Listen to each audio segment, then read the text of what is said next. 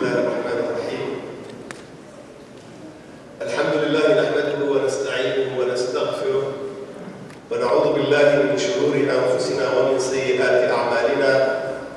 من يهده الله فهو المهتدي ومن يضلل فلن تجد له وليا مرشدا. وأشهد أن لا إله إلا الله وحده لا شريك له وأشهد أن محمدا عبده ورسوله. رب اشرح لي صدري ويسر لي أمري واحلل عقدة من لساني يفقه قولي. أما بعد، فيا أيها الإخوة الكرام، أيتها الأخوات الفضليات، السلام عليكم ورحمة الله تعالى وبركاته. Il y a exactement une année, j'étais assis à cette même place pour célébrer l'anniversaire du prophète sallallahu alayhi wa sallam. Et je me rappelle, à l'époque, j'ai parlé des caractéristiques de la biographie du prophète, Khasa'is as-Sira. Et si ma mémoire est bonne, j'ai dû évoquer qu'on est fiers de célébrer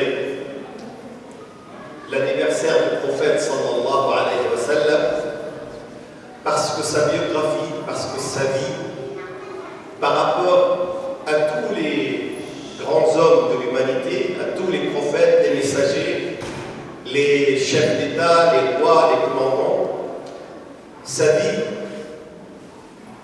est la vie la plus claire, la plus accessible, la plus disponible pour toute l'humanité. On connaît la vie du prophète sallallahu alayhi wa sallam depuis sa naissance, avant même sa naissance. On connaît pratiquement tout de la Mecque avant la naissance du prophète sallallahu alayhi wa sallam. On connaissait tout de l'Arabie à cette époque. On connaissait la situation du monde à cette époque, que ce soit les situations économiques, politiques, mais surtout les religions de l'époque. Et pour marquer cet événement majeur qui est la naissance du prophète sallallahu alayhi wa sallam, il y a eu un événement qui a été relaté par les chrétiens, parce qu'il s'agissait de chrétiens qui ont attaqué la Mecque, Abraha al-Habashi, un yéménite qui est venu pour démolir la Kaaba, qu'il s'agit des historiens juifs, parce qu'eux aussi étaient témoins de cet événement, et comme ils étaient une minorité maltraitée par les chrétiens de l'époque, donc ils ont relaté cet événement. Et puis les Arabes de l'Arabie, essentiellement les Arabes de Quraysh, qui ont commencé par dater les événements à partir de cette année, Am al-Fil, l'année de l'éléphant. Et Allah subhanahu wa ta'ala, il a choisi cet événement majeur. Am al-Fil, c'était le 11 septembre de l'époque. On a commencé à dater à partir de cet événement-là. Il a choisi cet événement majeur pour protéger la Kaaba et annoncer, c'est une sorte de bonne nouvelle pour annoncer la venue et la naissance du sceau des prophètes, du dernier prophète Mohammed sallallahu alayhi wa sallam. Donc on connaissait sa vie depuis sa naissance jusqu'à sa mort. Tout est clair, tout est limpide, tout est exposé à la critique académique, à la critique humaine et les sources. Et c'est une caractéristique du prophète sallallahu alayhi wa sallam, il est le seul personnage de l'histoire où les sources se croisent et qui ne sont pas de la même origine. Il y a des juifs qui ont écrit sur le prophète parce que les juifs ont quitté la Palestine quelques dizaines d'années auparavant pour venir habiter à Yathrib, puisqu'ils ont vu dans leurs livres qu'à cette époque il y aurait un prophète et les juifs espéraient que ce prophète soit issu de leur tribu, de leur famille. Donc il y a essentiellement 5 grandes tribus qui ont émigré en espérant que Allah subhanahu wa ta'ala allait choisir le prophète parmi l'une d'elles, puisque tous les autres prophètes, presque 120 000 prophètes, ont été envoyés chez les fils d'Israël. Donc les Juifs étaient témoins de cet événement, étaient témoins de la vie des prophètes, ils ont relaté ça. Et nous avons des sources juives qui se croisent parfaitement avec les sources musulmanes. Mais nous avons aussi les chrétiens qui habitaient l'Arabie, qui habitaient le Yémen, qui habitaient la Palestine, qui habitaient même autour de Médine et qui venaient régulièrement commercer avec les Quraysh Qurayshites, et eux aussi, ils ont relaté, surtout qu'il y a eu un événement majeur, c'est l'envoi, la première émigration, l'envoi de beaucoup de musulmans vers la Abyssinie, Habasha, chez un roi chrétien. Donc les chrétiens aussi, ils ont parlé de Muhammad sallallahu alayhi wa sallam. Nous avons des sources chrétiennes qui remontent à l'époque du prophète, qui relatent pratiquement les mêmes événements et se croisent parfaitement. Nous avons aussi une troisième source qui n'est pas musulmane, ce sont les mécréants, les politistes, les associateurs, les mouchriquins de Quraysh, les Arabes, qui eux, ils avaient comme vecteur de transmission à l'époque essentiellement les contes et les poèmes, et beaucoup ont récité, ils ont relaté des événements, ils ont commenté des batailles par des poèmes, et ces poèmes nous sont arrivés aussi jusqu'à maintenant, qui parlent de beaucoup de pans de la vie du prophète sallallahu alayhi wa sallam. Et nous avons la dernière source, la source musulmane, qui se compose en deux parties. Il y a une source authentique à 100%, qui est Al-Qur'an al-Karim, qui nous parle de l'enfance du prophète, de la jeunesse du prophète, de la révélation de la vie de Muhammad sallallahu alayhi wa sallam, et qui nous parle du sens de son ministère, qui nous parle du sens de son message et des visées de son message. Et nous avons notre source, celle des commentateurs musulmans, celle des biographes, que ce soit Sahaba, les compagnons, ou Tabi'in, ou les autres historiens et biographes qui sont venus après. Donc la vie de Muhammad, c'est une vie qui a été commentée par 4 sources différentes. On ne trouve pas ça ni chez De Gaulle, ni chez Napoléon, ni chez Moussa, ni chez Issa, ni chez Mitterrand, ni chez personne. Il y a toujours une seule source, souvent, et souvent elle va embellir ou elle va au contraire dénigrer la vie pour respecter une certaine propagande sociale ou politique. Et comme cette vie, comme je vous ai dit, une des caractéristiques, c'est cette clarté, nous allons ce soir, Inch'Allah, essayer de braquer le projecteur sur une partie de cette vie, la vie familiale du prophète sallallahu alayhi wa sallam. Mais avant, je rappelle ce que j'ai dit l'année dernière, c'est que cette sira aussi, non seulement elle est claire, mais elle est authentique. C'est-à-dire qu'il n'y a absolument aucune possibilité de falsification, puisqu'on a commencé à relater les événements à partir même de la naissance, et même avant la naissance du prophète sallallahu alayhi wa sallam. Et puis on n'a pas gardé ça en mémoire pendant des siècles pour pouvoir l'écrire après et le traduire de l'hébreu ancien vers l'hébreu classique, après vers le grec, vers le latin et vers le français, ce qui fait que ça a passé par 4 ou 5 filtres de traduction, et ces traductions ont certainement tronqué, et cette perte de documents ont certainement modifié le sens de la Bible, de l'Ancien Testament et le Nouveau Testament.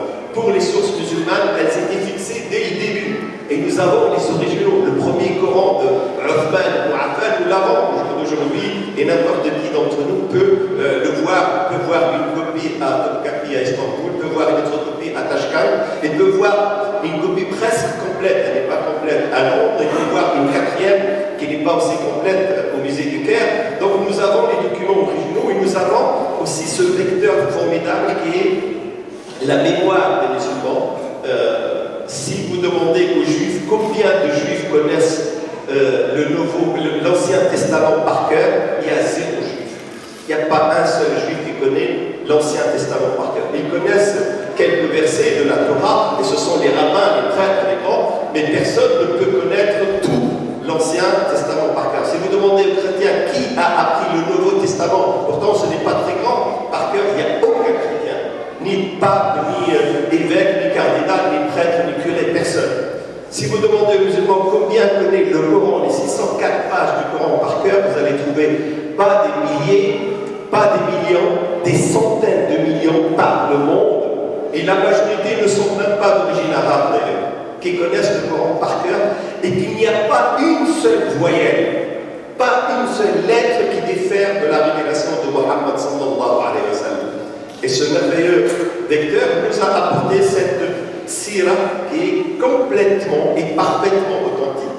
Et je vous ai dit aussi que la sira de Muhammad sallallahu alayhi wa sallam, elle est aussi complète, elle est globale, elle est universelle, puisqu'elle ne laisse pas une seule discipline une seule catégorie, un seul pan de la vie d'un homme ou d'une femme, sans que le prophète sallam ait une image en miroir pour qu'il serve de modèle. Et nous allons le voir quand on parlera, Inch'Allah, de sa vie familiale, que le prophète sallallahu alayhi wa sallam peut servir de modèle à tout homme, quelle que soit sa situation.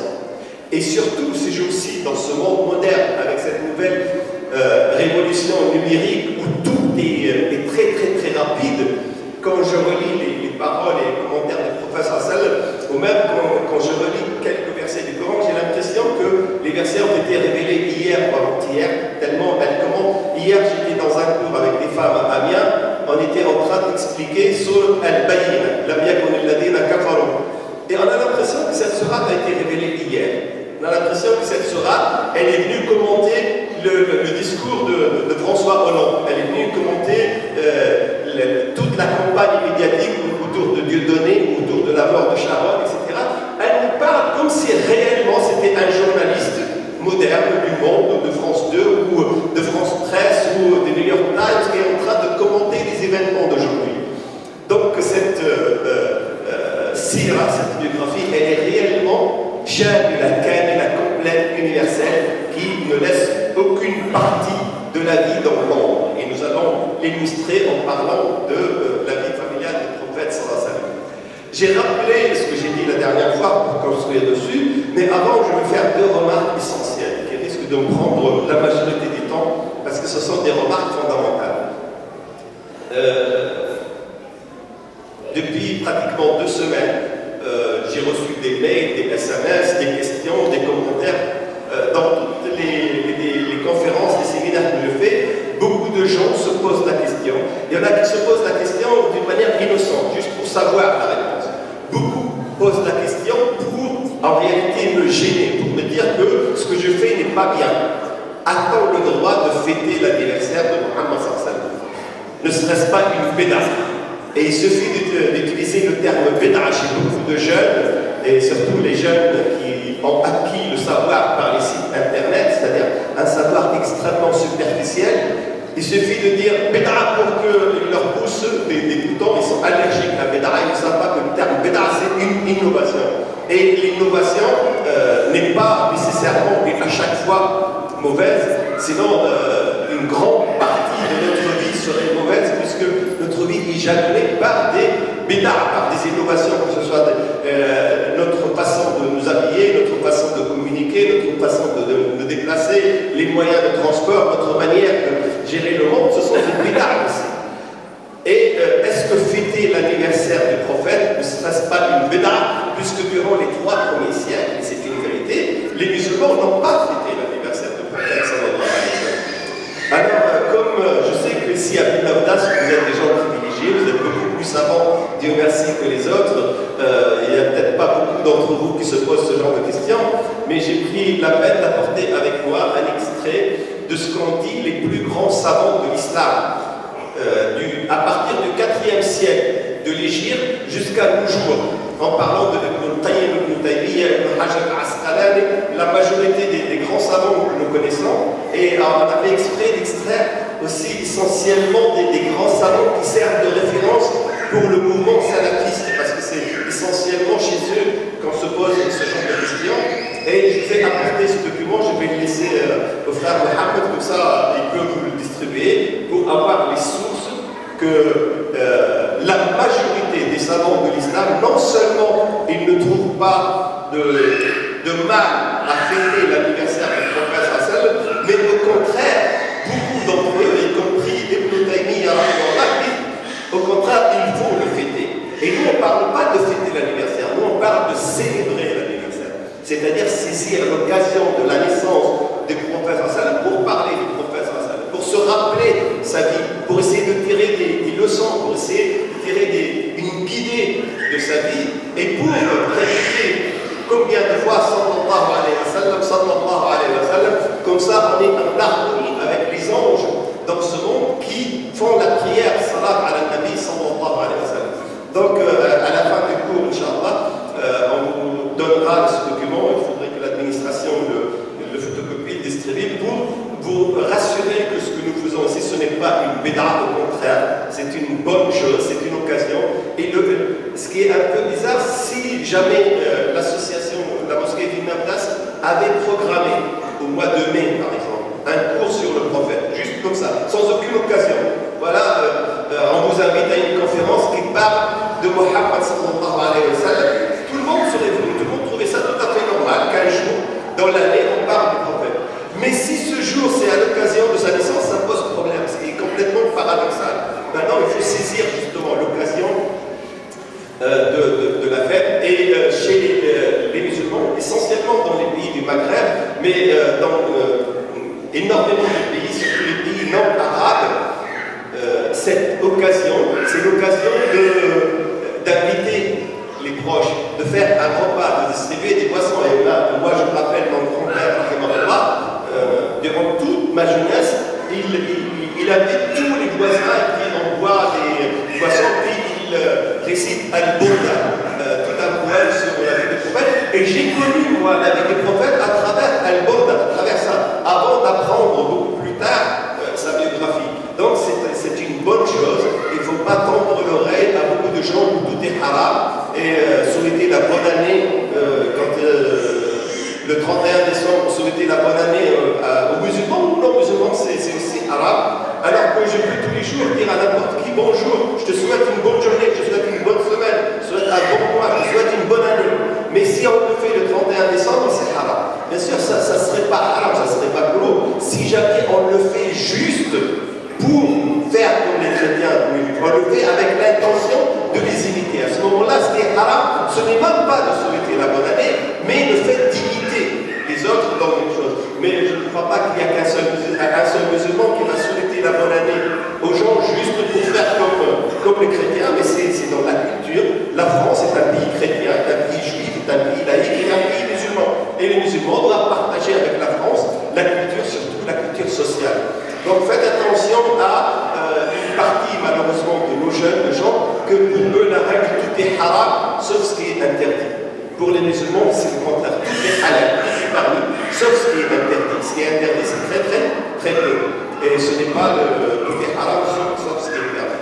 La deuxième remarque qui est aussi fondamentale, importante, et j'aimerais qu'on la comprenne comme il faut parce que elle est tellement évidente. Mais ça risque de bousculer quelques habitudes que nous avons. Si vous prenez la biographie du prophète sallallahu alayhi wa sallam, dans n'importe quel livre de sira, que ce soit les livres classiques anciens, que ce soit Sira ibn Ishaq, ibn Hisham, que ce soit Tarikh ibn Kathir, ou que ce soit même les biographies modernes, même le Sira al-Nabawiyya, le Cheikh Seba, c'est un petit livre, ou Sira al-Nabawiyya, l'Abu Hassan al-Nadawi, ou al-Rahid al-Makhtoum, al-Mubarak Founi. Si vous prenez, vous allez voir pratiquement la même photocopie de la biographie qui a été faite à une époque. C'est-à-dire, on va parler de la naissance du prophète sallam, on va parler de ses voyages vers Cham, puis après on va parler un peu de sa jeunesse, on va parler de son commerce avec Khadija, de son mariage, et puis on va parler de la révélation, puis de quelques événements à la Mecque, et puis de l'Égypte. Et tout ça va prendre sur un livre de 400 pages, ça va prendre une trentaine de pages. Puis après, on va passer déjà, ça va prendre encore une trentaine de pages. Et pratiquement tout le reste du livre, c'est réservé pour commenter Ghazwat Badr, Ghazwat Uhud, Ghazwat Tabuk, Sulh al-Hudaybiyah, Ghazwat al-Khandaq, al-Ahzab, Fath Makkah, Ghazwat Hunayn. Et on a l'impression, en lisant ces livres, que la vie du prophète sallam, elle est à 80%, elle est à 70% Ghazawat, des batailles. Puisque ces batailles, ou le commentaire de ces batailles, occupent dans la majorité écrasante des biographies 70% du volume. Et d'une manière inconsciente, on va considérer que la vie du prophète sallam, elle est essentiellement comme ça. Elle est essentiellement soit des batailles, soit la gestion d'avant ou d'après les batailles. Alors si je vous pose à vous la question dans cette mosquée, qui parmi vous, et vous avez, on va dire, une moyenne d'âge de à peu près 35 ans, 40 ans, qui parmi vous a participé à une guerre? Qui a pris part à une guerre? On va voir qu'il y a très peu de gens, c'est quelque chose. Et cette guerre, elle a duré exceptionnellement peut-être une année, peut-être 2 ans. Quand je parle de guerre dans le sens de bataille, guerre militaire, où il y a 2 armées, l'une en face de l'autre, il y a des blessés, il y a des morts, il y a des...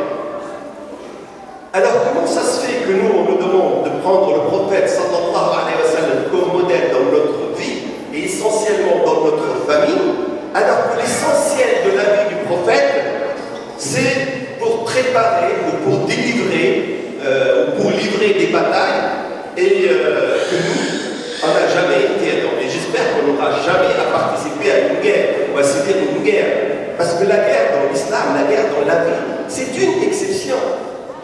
Et le danger, c'est une parenthèse que j'ouvre dans cette deuxième parenthèse, le danger, c'est que beaucoup des musulmans sont devenus comme le reste de la société française, c'est-à-dire des médias. C'est-à-dire les musulmans, ils vivent sur Al Jazeera, sur Al-Arabiya, sur les sites internet, sur France Info. Et le fait de voir énormément les médias, de suivre énormément, on sort avec une idée qui est complètement fausse. Celui qui regarde même le journal de TF1, de France 2, on ne parle, au Centrafrique c'est les musulmans, au Mali c'est les musulmans, en Irak c'est les musulmans, la Syrie c'est les musulmans, l'Égypte c'est les musulmans, la Constitution en Tunisie c'est les musulmans, le vote sur la Constitution en Égypte c'est les musulmans, la manifestation à Istanbul c'est les musulmans. Et même quand on parle de Dieudonné, en réalité on a voulu préparer l'opinion pour annoncer la mort de Sharon, mais en réalité ce qui lui est reproché c'est qu'il est plus proche des musulmans et un peu antisémite. Et quand on parle de la loi qui interdit le foulard, la loulou, les femmes qui accompagnent les enfants, donc l'islam il crée l'événement. Seulement il est traité d'une manière, que ce soit dans les médias occidentaux, mais essentiellement aussi dans les médias arabes, que lorsqu'on regarde, on a l'impression qu'il y a le feu partout dans le monde. Et hier j'étais justement avec des jeunes qui avaient un malaise énorme, qui disaient il faut que tu nous fasses une conférence sur la sacralité de la vie. D'ailleurs, ça va être la semaine prochaine sur la sacralité de la vie en islam. Et je leur ai dit pourquoi? Il m'a dit parce que tout le monde n'accepte pas que les musulmans tuent les musulmans partout dans le monde. Cette image-là, c'est une image amplifiée, renvoyée par les médias. On a l'impression qu'il y a le feu, qu'il y a la guerre partout. Alors qu'en réalité, c'est vrai qu'il y a des musulmans qui meurent un peu partout, mais ce sont des victimes. Les musulmans en Palestine, ce sont des victimes. Les musulmans en Syrie, ce sont des victimes. Même s'il y a des musulmans qui combattent, entre guillemets, d'autres musulmans, mais les autres musulmans sont armés, sont soutenus par le monde entier pour détruire complètement la Syrie, pour, on va dire, neutraliser une des frontières d'Israël. Quand vous voyez les musulmans en Centrafrique, ils sont victimes. Il y a eu plus de 600 morts en Centrafrique, mais on ne vous dit pas que plus de 500 parmi les 600, ce sont des musulmans qui ont été massacrés, des enfants, des femmes, dans des mosquées. Il n'y a eu aucune église de profanée, il y a eu plus d'une dizaine de mosquées profanées. Donc en réalité, les musulmans, s'ils meurent dans le monde, ils sont des victimes, ils ne sont pas les bourreaux. Mais malgré ça, ce n'est pas ce feu-là qui est partout dans le monde et qui nous laisse un sentiment d'amertume et un sentiment d'angoisse, etc. Ça, c'est l'amplification médiatique et c'est le danger. Je vous conseille de ne pas regarder les médias et de ne prendre les médias que l'événement, que l'information. Mais le commentaire et la préparation, tout ça, vous devez l'avoir vous-même. Sinon, vous allez être manipulé, vous allez avoir ce sentiment de malaise qui va vous donner une vérité qui n'est pas la vraie photocopie de la réalité. C'est exactement ce qui se passe avec, je ferme cette parenthèse, je reviens à Sirat Muhammad, c'est ce qui se passe avec Sirat al-Nabi sallallahu alayhi wa sallam. Le fait de lire sa biographie dans les livres classiques, on a l'impression que l'essentiel de la vie du prophète sallam, ce sont des ghazawat. Et je crois qu'avec les frères de Lille, il y a quelques mois, on a calculé ensemble que si on suppose que c'est vrai, que le prophète il a livré des batailles, on sait que la bataille la plus longue que le prophète sallam a livrée, c'est la bataille de Tabouk, la dernière, puisqu'il est parti à Oual et revenu. Il a dit nous sommes tout le roi de Masira Tacha. Donc c'est une bataille qui a duré 2 mois. Et nous savons des sources sûres que le prophète sallam il a livré 9 batailles. C'est ça, Ghazawat. Si on multiplie 9 par 2 mois, ça fait 18 mois, ça fait 1 an et demi. On va dire qu'1 an et demi de la vie du prophète sallam est consacré à la guerre. Soit, alors que ce n'est pas vrai, c'est beaucoup moins que ça. Mais je vais faire multiplier au maximum. Et qu'est-ce qu'il a fait le reste 21 ans et demi de sa vie, puisque son ministère a duré 23 ans. Qu'est-ce que faisait le prophète? Il était où? Pendant 1 an et demi, il déclarait la guerre. Et le reste, pendant 20 ans, qu'est-ce qu'il faisait? En réalité, 90% de la vie de Muhammad sallallahu alayhi wa sallam, c'est en tant que père que nous l'avons, en tant que mari, en tant que voisin, en tant que commerçant, en tant qu'enseignant. Et c'est ça qui sert de guide. Et c'est comme ça qu'on doit tirer les leçons. Mais sa vie en tant que commandant militaire, certes, nous sert de modèle, comment gérer l'ennemi, comment gérer la guerre. Mais en réalité, c'est une partie négligeable dans la somme de sa biographie. Et c'est quand même dommage quand on voit les commentaires, et d'ailleurs même dans les associations, d'une manière inconsciente, quand les associations fêtent le prophète, elles fêtent quoi? Et moi je suis témoin puisqu'on m'invite à l'occasion de Ghazwat Badr, on m'invite à l'occasion de Fath Makkah, on m'invite pour parler, et d'ailleurs si vous demandez à quelqu'un de vous réciter la vie du prophète, vous allez voir que ce sont les Ghazawat, ce sont les batailles qui vont jalonner l'essentiel de ce qu'il va raconter. Ça, c'est une image vraie, mais amplifiée. C'est une image qui fausse la vraie vie du prophète Mohammed sallallahu alayhi wa sallam. Je ferme cette deuxième remarque et rentrons maintenant dans le vif du sujet. Le prophète sallallahu alayhi wa sallam, en tant que mari, en tant que père, en tant que frère, en tant qu'ami, comment il se comportait au sein de sa famille, puisque on m'a dit que vous avez choisi ce thème parce que cette année, c'est le thème de la famille qui est évoqué chez vous ici à Vinantas. Vous devez savoir que le prophète, sallallahu alayhi wa sallam, Dieu l'a choisi pour être deux choses qui sont presque pas philosophiquement paradoxales.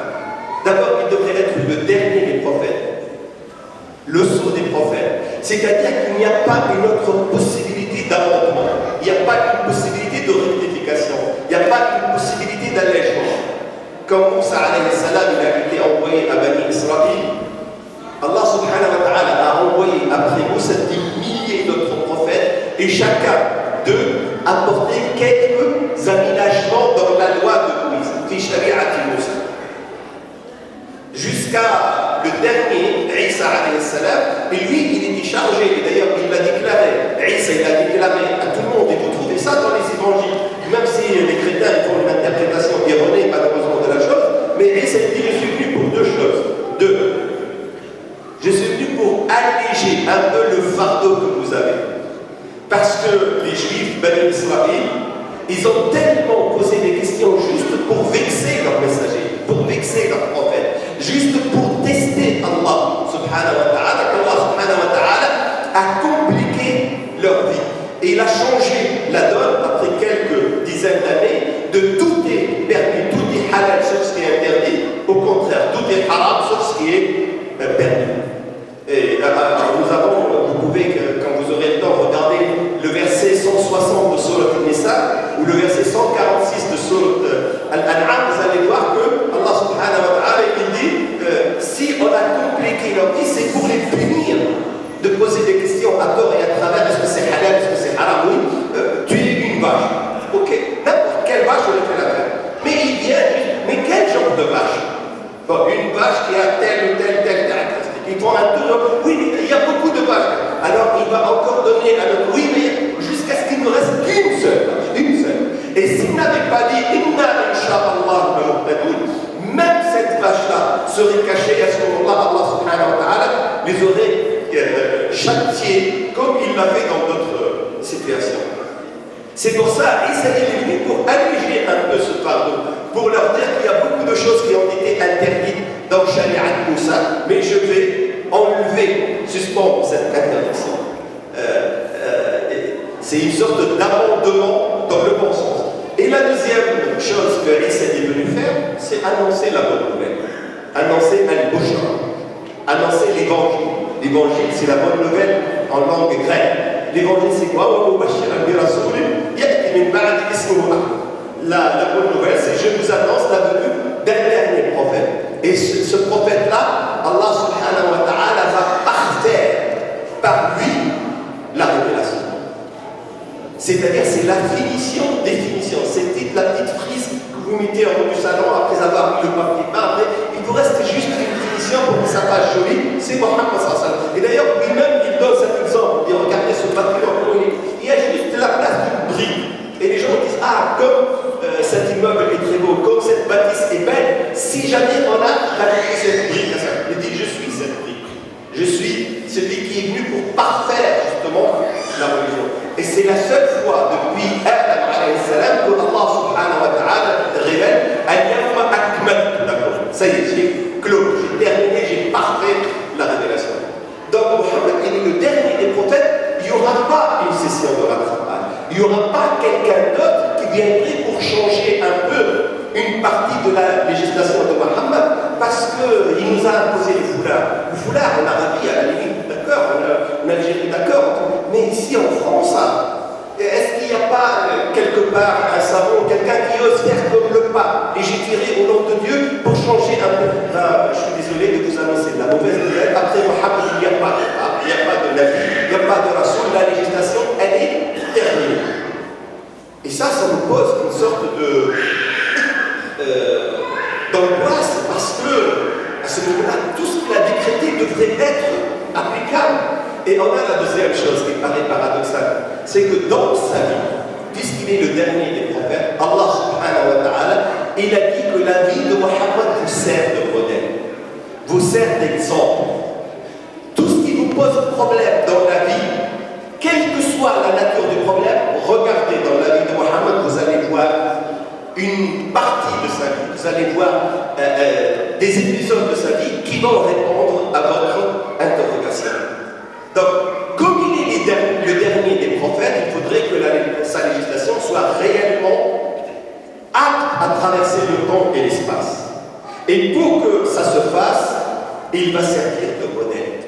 Et nous, si on a besoin du prophète en tant que modèle, on a besoin de lui dans notre vie de tous les jours, dans notre vie, dans la famille. Parce que la famille, c'est autour d'elle que Allah subhanahu wa ta'ala, il a mis l'architecture de la société. C'est la chose la plus importante. D'ailleurs, quand vous voyez les mouvements islamiques contemporains, modernes, que ce soit le mouvement islamique de Abu A'la al-Mawdoud, que ce soit même Ansar al-Sunnah al-Muhammadiyya, l'ancêtre du salafisme, que ce soit al-Ikhwan al-Muslimin, que ce soit al-Tabligh, vous allez voir que tous les fondateurs de ces mouvements, ils ont mis la famille al-Usra al-A'ila au centre de leur réforme. Parce que c'est elle qui va pouvoir changer la société. Donc, nous, le prophète sallam devrait nous servir de modèle dans nos familles. Oui, mais moi, j'ai un problème avec ma femme. Et je crois que vous ne pouvez pas le comprendre, ce problème. Pourquoi je ne peux pas le comprendre? Parce que ma femme, elle est beaucoup plus âgée que moi. La majorité d'entre nous, ils sont plus âgés que la femme. Mais moi, ma femme, elle est beaucoup plus âgée que moi. Et c'est rare de trouver ça. Bah, on regarde, on ouvre le film des prophètes, on voit l'épisode où le prophète il avait une femme beaucoup plus âgée, pas une femme plus jeune. Oui, mais non, moi, ma femme, elle est beaucoup plus jeune que moi. Donc, la majorité, ils ont le même âge, quelques années de différence. Mais moi, il y a plus de 10 ans, il y a presque 15 ans, peut-être 20 ans de différence. Et on regarde, on trouve que le prophète, il avait aussi une femme beaucoup plus jeune. Oui, mais la mienne de femme, elle est très belle. Elle est même trop belle. Et comme elle est trop belle, elle est un peu arrogante, elle est un peu jalouse, elle est un peu... Et on regarde, on trouve que le prophète sallam, il a épousé une femme trop belle. Oui, la mienne, mais je l'ai épousée pour des raisons presque familiales, presque économiques, presque politiques. Je l'ai épousée par la raison, non par le cœur. Mais sur le plan de la beauté, pour ne pas dire qu'elle est laide, pour ne pas dire qu'elle est bof, elle est moyenne. Et on regarde, on trouve que le prophète sallam, il a épousé des femmes par la raison, pour des raisons familiales, pour des raisons économiques. Et la femme, elle n'est pas aussi belle que ça. Oui, mais ma femme à moi, c'est une femme très très riche, elle a hérité beaucoup d'argent, et moi je suis quelqu'un de pauvre, je suis un simple enseignant, et elle, avec son argent, elle a une sorte de comportement on trouve que le prophète, il a épousé une femme très très riche. Oui, mais ma femme à moi, elle est très très pauvre, et moi donc, quelle que soit la situation que tu as avec ta femme, qu'elle soit grande, qu'elle soit petite, qu'elle soit vieille, qu'elle soit jeune, qu'elle soit belle, qu'elle soit moins belle, on va trouver chez le prophète sallam la correspondance. Pourquoi? Pour qu'il serve de modèle, pour qu'on puisse le prendre dans toutes les situations de la vie. Comment il a traité la femme belle, la femme riche, la femme pauvre, la femme jalouse, la femme capricieuse, la femme gâteuse. Et le prophète, il a eu ça avec eux. Et il ne faut pas croire que Aïcha radiallahu anha a dit quand le prophète sallam, il a voulu épouser Juwayriya radiallahu anha bint al-Harith, elle, son père et son mari ont été tués et elle a été capturée en tant que prisonnière. Et puis elle a été donnée à Qais ibn Thabit. Et elle voulait collecter de l'argent pour s'affranchir, pour payer sa liberté. Et elle est venue voir le prophète sallallahu alayhi wa sallam, elle a dit, tu connais ma situation, et est-ce que tu peux m'aider, toi, en tant que prophète, pour que je puisse m'affranchir? Et le prophète lui a dit, mais je peux te proposer mieux que ça, je vais t'affranchir mais t'épouser, est-ce que tu acceptes? Et Aïcha a dit, فَلَمَّا رَأَيْتُهَا كَرِهْتُهَا. Elle a dit, dès que je l'ai vue, je l'ai détestée. C'est Aïcha comme le nom. Pourquoi? Parce qu'elle a dit, elle a des formes tellement parfaites, et c'est Aïcha. Elle me dit ça, elle ne dit pas qu'elle est belle, elle dit non, elle a un corps de mannequin, un corps tellement belle, et ce que moi j'ai vu chez elle, alors que je suis une femme, le prophète va me voir encore amplifié, donc il risque d'être séduit. Il dit, dès que je l'ai vu, et elle a tout fait pour que Joëlia ne rencontre pas le prophète sallallahu alayhi wa sallam, et elle a comploté. Et quand je vois que ma femme me complote pour que je ne rencontre pas une journaliste, une étudiante, une voisine, etc., je suis vexé. Mais quand je vois que le prophète, il a eu exactement les mêmes scènes, il peut me servir. Il doit d'ailleurs me servir de modèle. Et quand on dit que le prophète, sallallahu alayhi wa sallam, c'est un homme d'État. Un homme d'État, c'est-à-dire c'est quelqu'un qui est inaccessible. C'est quelqu'un qui est sérieux. C'est quelqu'un que, d'ailleurs, subhanallah, Amr ibn al-As, radiyallahu anhu, il dit qu'il n'y a pas une personne que j'aime, même plus que moi-même, que Muhammad sallallahu alayhi wa sallam. Il dit, mais c'est Amr ibn al-As, un des grands compagnons, il dit, mais si vous me demandez de décrire le prophète, je ne saurais le décrire. Pourquoi? Parce que je n'ai jamais osé le regarder. Par l'aura qu'il a, par le prestige, par la prestance, par le charisme qu'il a, il n'a jamais regardé le prophète comme ça, en face à face, tellement il a cette force, sallallahu alayhi wa sallam, donc, comme il est chef d'État, il est chef de guerre, il est inaccessible. Et il ne peut pas comprendre que ma femme, à moi, elle me déblague. Elle veut que je sois presque comme un enfant. Et de temps en temps, ça lui arrive, et elle me demande 10 fois, tu m'aimes, il faut que je réponde. Je ne peux pas trouver chez le prophète. Et je regarde, le prophète, sallallahu alayhi wa sallam, chez lui, on dirait un gamin. D'ailleurs, ses épouses, ils disent qu'il se comporte comme un gamin. Il marche à 4 pattes.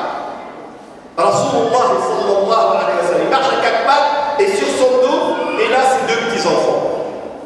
Moi, par ma vanité ou mon orgueil, je n'ose pas me mettre à 4 pattes, parce que j'ai peur qu'on me voit. Et le prophète sallallahu alayhi wa sallam, il se met à 4 pattes. Donc, si jamais je veux chercher à résoudre un conflit entre moi et ma femme, parce que je suis à Villeneuve, c'est ce que j'étais ailleurs, je dis entre moi et mes femmes. Parce que le prophète sallallahu alayhi wa sallam, il avait des épouses, et il y a une nouvelle mode maintenant, malheureusement, chez beaucoup de jeunes, de suivre le prophète dans cette catégorie de comportement, c'est-à-dire prendre une deuxième épouse et une troisième épouse, mais sans avoir justement l'étoffe du prophète sallallahu alayhi wa sallam. Mais les problèmes que j'ai avec ma femme, j'ai besoin de trouver une solution, et cette solution ne serait jamais bonne si je la prends chez un psychiatre ou un psychologue, une assistante sociale, etc. Mais je peux la trouver chez le prophète. Et là, j'ouvre le livre des prophètes et je trouve, quelle que soit la situation, je trouve la correspondance. Bien sûr, je vais revenir avec beaucoup de détails, mais je vous présente le tableau en général. Pourquoi il est bon de parler du prophète Hassan? Parlons des enfants, puisque la famille c'est quoi? La famille c'est essentiellement l'époux, l'épouse et les enfants. Et puis après on peut agrandir les cercles, les parents, les sœurs, les frères, les tantes, les oncles, les grands-parents, etc. Comment se comporte le prophète sallallahu alayhi wa sallam avec les enfants? Et on trouve que ce que nous, on n'ose pas faire avec les enfants, et les problèmes qu'on pense insolubles avec les enfants, le prophète sallallahu alayhi wa sallam, il les a eus.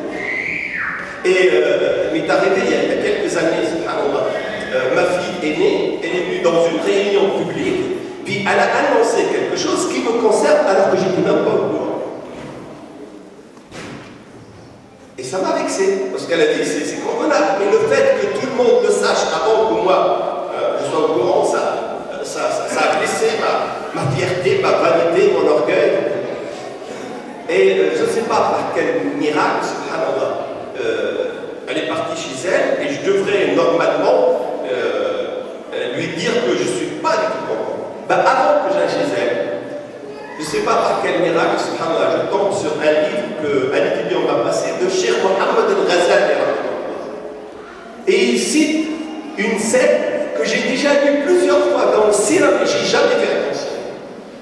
fois Zaynab, la fille du prophète sallallahu alayhi wa sallam, elle est venue à la mosquée après Salat al-Subh, alors que tous les musulmans, dès que le prophète sallallahu alayhi wa sallam a dit salam alaykum, tous les musulmans étaient là, et Zaynab, elle n'est pas restée derrière avec les femmes, elle est montée de Souf, elle est montée sur elle.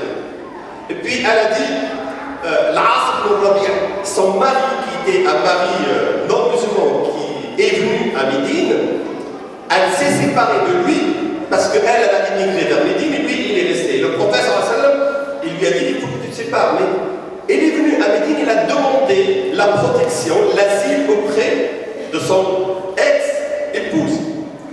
Et elle a dit, je lui ai accordé l'asile. Ajab al-As ibn Rabi'.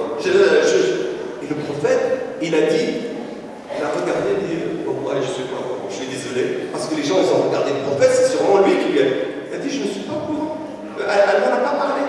Et d'ailleurs, Cheikh Mohammed al-Ghazali, il cite cette histoire, ce n'est pas pour parler des relations avec le prophète et sa fille, pour parler comment Zaynab, elle a pris la parole en public, à la mosquée, et Salat al-Fajr devant tout le monde. C'est pour commenter Sabtul Mar'a Awa. Et dit, voilà, la femme n'a pas le droit de parler, regardez ce que Zaynab a fait, elle est montée sur la mezzanine, elle a pris la parole, elle n'a même pas demandé l'autorisation du prophète, et puis elle a lancé un avis au micro devant tout le monde. C'est l'imam Ghazali, le Cheikh Mohammed Ghazali, il commente ça. Mais j'ai dit, ce que s'est passé entre moi et ma fille Soumaïa, ce qui s'est passé entre Zaynab, c'est beaucoup plus grave. Et là, j'ai ravalé justement ma fierté, mon orgueil, et j'ai dit, de toute façon, c'est pas très grave. Quel que soit, et croyez-moi, surtout pour ceux qui, les imams, j'ai vu notre imam Mohamed Mektar qui est rentré, ceux qui font les cours, les conférences, ils sont obligés de puiser dans le Sirat al-Nabi sallam.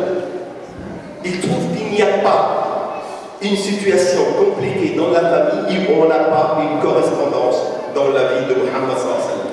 Donc les enfants les plus compliqués, les enfants désobéissants, les enfants qui meurent, les enfants qui tombent malades, les enfants obéissants, les enfants qui se marient avec des gens qu'on n'aime pas, les enfants qui doivent divorcer. Quand on avait dans ça, il vient demander à Ruqayya et au Kaldoum de divorcer, parce que toutes les deux, elles ont épousé les deux fils de Abu Lahab. Et comme ils sont restés mécréants, et Ruqayya, elle est partie. Elle était partie de Habasha et elle a divorcé le prophète parce qu'il a dit je n'aime pas ça. Et imaginez le prophète, il demande à sa fille de divorcer du fils de Abu Lahab après la révélation de Tabbat Yada Lahab et que la fille dit oui, papa, moi je l'aime, je suis désolé, c'est l'homme de ma vie. Imaginez comment la situation aurait évolué. Et après, Ruqayya, elle a épousé Uthman ibn Affan, d'ailleurs avec lequel elle a immigré l'Habasha en Abyssinie. Donc quand on prend le prophète sallallahu en tant que modèle dans la famille, notre relation avec nos enfants, notre relation avec notre mari, avec notre épouse, on va trouver chez le prophète sallallahu alayhi wa sallam la correspondance qui peut nous servir de modèle. Et cette correspondance, elle est mouvante. C'est-à-dire quand je suis bien avec ma femme, je vois comment le prophète se comporte quand il est bien avec sa femme. Mais quand ma femme boue, ou moi je boue, quand on est en froid et quand on s'isole, etc., je vois aussi comment le prophète, quand c'est pas, il les a isolés plusieurs fois. Et parfois, il reste un mois sans les toucher, sans leur parler.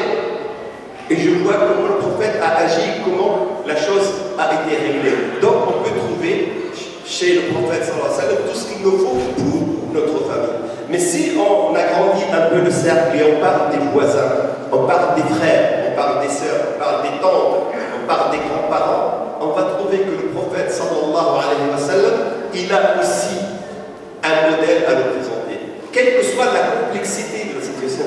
Et d'ailleurs, si vous cherchez une preuve que Mohammed est prophète, ne cherchez pas dans le Coran, ne cherchez pas les miracles qu'il a fissuré la lune, qu'il a fait jaillir l'eau, ne cherchez pas ça. Regardez sa vie, regardez juste comment il se comporte. Et vous allez voir qu'il est impossible à un homme normal d'être comme ça, à moins qu'il soit prophète. Et la vie du prophète dans sa famille, c'est la preuve éclatante. D'ailleurs, pour tous les biographes un peu objectifs, ils disent que cette vie-là n'est pas normale. Et pour ça, les ennemis de l'islam, et ils font ça tous les 10 ans, quand ils veulent mettre le palmarès des hommes les plus influents dans le monde, les gens qui n'aiment pas l'islam, qui n'aiment pas les musulmans, ils regardent selon les critères objectifs de la sociologie, selon les critères objectifs de la psychologie, de la psychiatrie. Ben, le prophète, il est loin, loin, loin devant. Et à chaque fois, ils sont obligés de le mettre la première personne dont la vie est réellement complète. Pourquoi? Parce que sa vie, c'est la vie d'un prophète, Muhammad sallallahu alayhi wa sallam. Je vais vous donner quelques exemples qui nous servent aujourd'hui du comportement du prophète sallam chez lui, dans sa maison. Je vais parler un peu de sa relation avec ses femmes et un peu de sa relation avec ses enfants, et je fais confiance à votre intelligence pour tirer des conclusions sur le reste des relations qu'il avait, sallallahu alayhi wa sallam.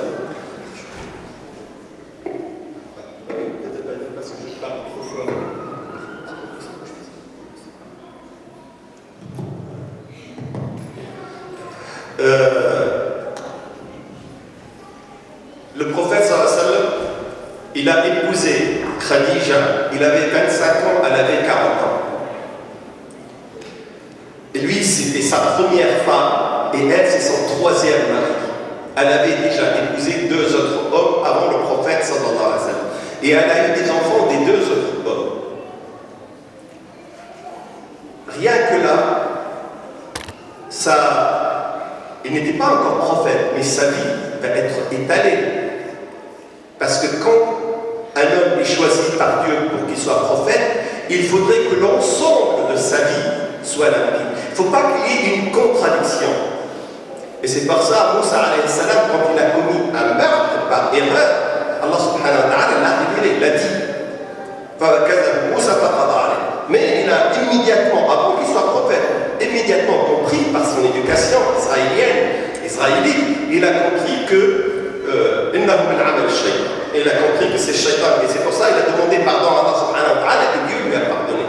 Donc il ne faut pas que dans la vie du prophète qu'il y ait quelque chose d'ambigu, quelque chose qui peut attirer une critique. Et sa vie, avant la révélation, nous sert de modèle pour savoir est-ce que le prophète qui a épousé 13 femmes et dont il a rassemblé en même temps 9 femmes, le prophète est-il un coureur de jupons? Est-il un homme à femme? Est-ce que c'est quelqu'un qui aime la femme, mais il aime la femme dans le sens, on va dire, ambigu du terme, puisqu'il le dit.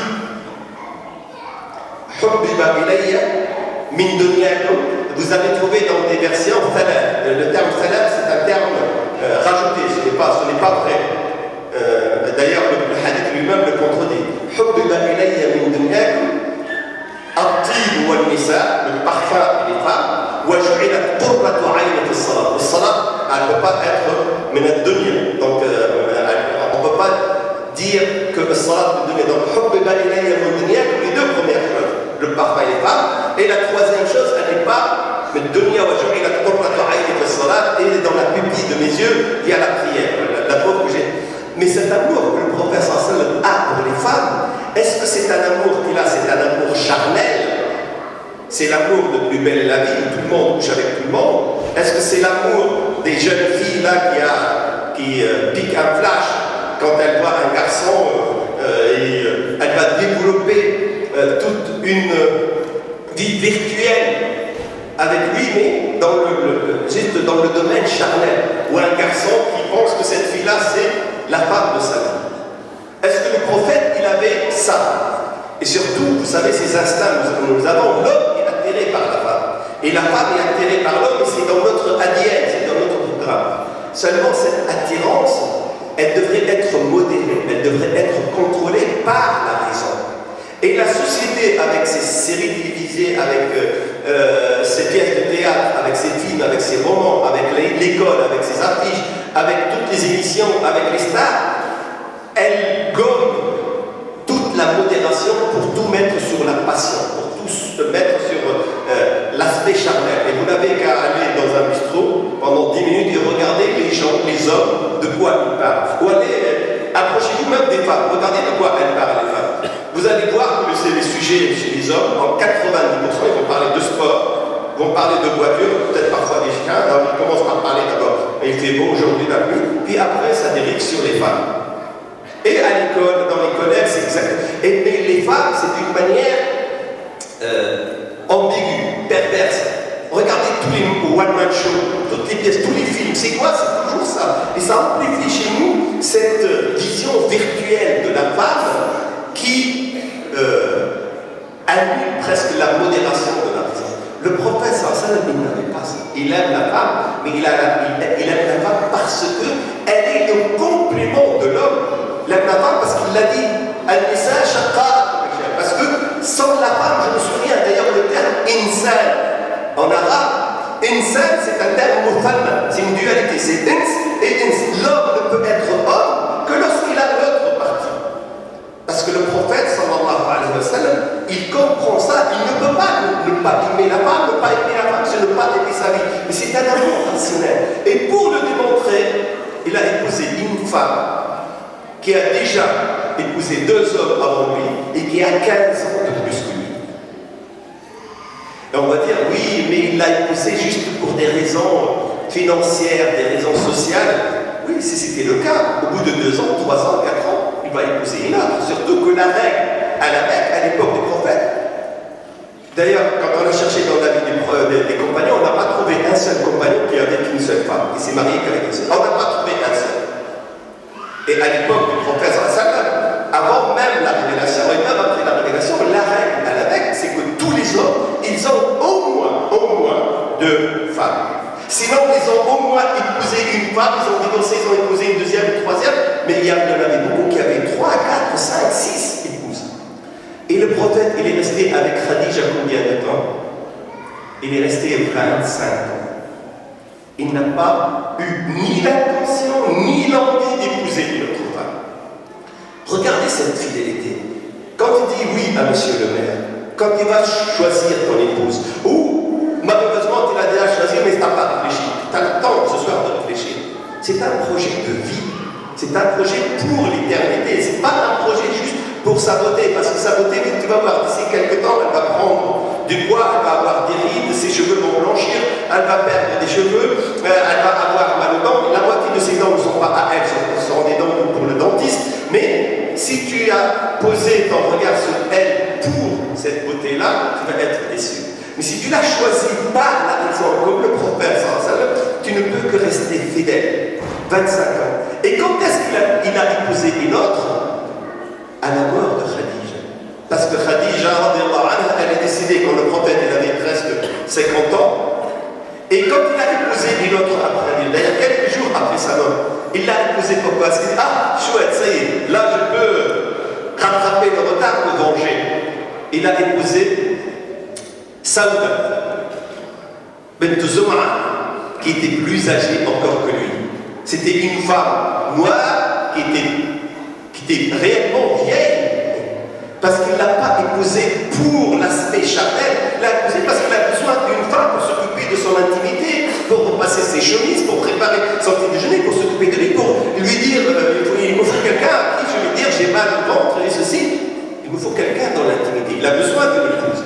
Donc, même la deuxième femme qu'il a épousée, il l'a épousée dans cet esprit-là de complément.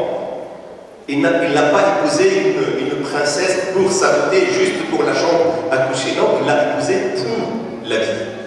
Mais comme tout à l'heure, je vous ai dit que le prophète devrait servir de modèle, il devrait servir de modèle aussi pour celui qui épouse une femme parce qu'elle est très belle, parce qu'elle est très jeune, et c'est pour ça qu'il a épousé d'autres. Mais dès le début, la relation qu'il a avec sa femme, c'est une relation saine, c'est une relation normale, et c'est une relation qui doit nous servir à nous de modèle. Et regardez le résultat de cette relation. Quand il a reçu la révélation, quelle est la personne qui l'a soutenu? Quelle est la personne qui l'a secouru? Quelle est la personne qui l'a accompagné? C'est Khadija. Et plusieurs années après la mort de Khadija, le prophète il est resté tellement fidèle à sa première épouse qu'il invitait les copines, les amis de Khadija juste pour se rappeler sa femme. Et puis il donnait des cadeaux. Et il dit à chaque fois du bien de Khadija, à tel point que Aïcha un jour, elle s'est énervée, elle a dit Khadija, Khadija, Khadija, ka'annama laysa ala al-ardi illa Khadija. Et Khadija tout le temps, il y en a marre de Khadija, il y a qu'elle. Laqad abdalaka Allahu khayran min Khadija, il t'a donné mieux. Regarde-moi, j'aime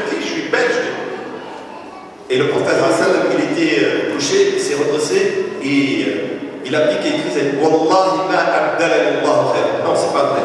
Regardez le courage qu'il lui dit à Aïcha. Non. C'est elle qui m'a soutenu. C'est elle qui m'a soutenu. C'est elle qui m'a donné son argent. C'est elle qui m'a donné sa vie. C'est d'elle que j'ai eu des enfants alors que je n'ai pas eu d'autres enfants d'une autre femme. Bien sûr, à l'exception de Maria qui lui a donné un fils qui est mort en bas âge. Et Aïcha a dit depuis ce jour-là, je n'ai jamais osé dire du mal de Khadija.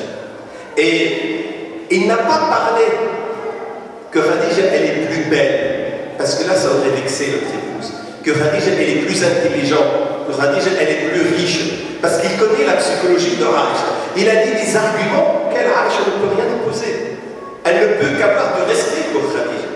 Et souvent moi quand je suis fâché avec ma femme, je me dis, tu sais que j'ai failli épouser ma cousine, qui est beaucoup plus belle que toi, qui est beaucoup plus intelligente que toi, donc je vais citer les choses qui vexent ma femme. Juste pour, au lieu de résoudre le problème, au lieu qu'on reste fâché 2 jours, on va rester fâché 10 jours, 2 semaines.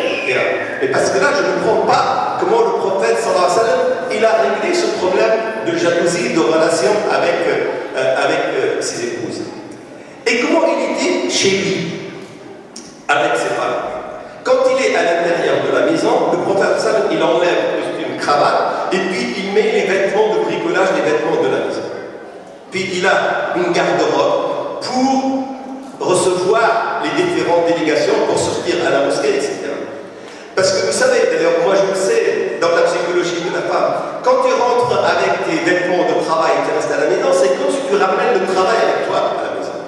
Et moi je connais ma mère, Allah yahfadha, quand mon père rentre du travail, il prend le journal, elle le regarde avec un œil, c'est un missile, c'est un scoop, et elle attend 2 minutes, 3 minutes qu'il enlève le journal. Et s'il n'enlève pas, je l'ai vu ma mère dire, elle arrache le journal, elle le jette, parce que tu as travaillé toute la journée, tu rentres, c'est pour moi, c'est pas pour le journal, c'est pas pour la télé, j'ai besoin de... Et c'est elle qui lui enlève sa veste de travail parce qu'elle n'a pas envie de voir le bleu du travail. Et le professeur, il rentre, il enlève ses vêtements et il met les vêtements de bricolage. Et est-ce qu'il bricole?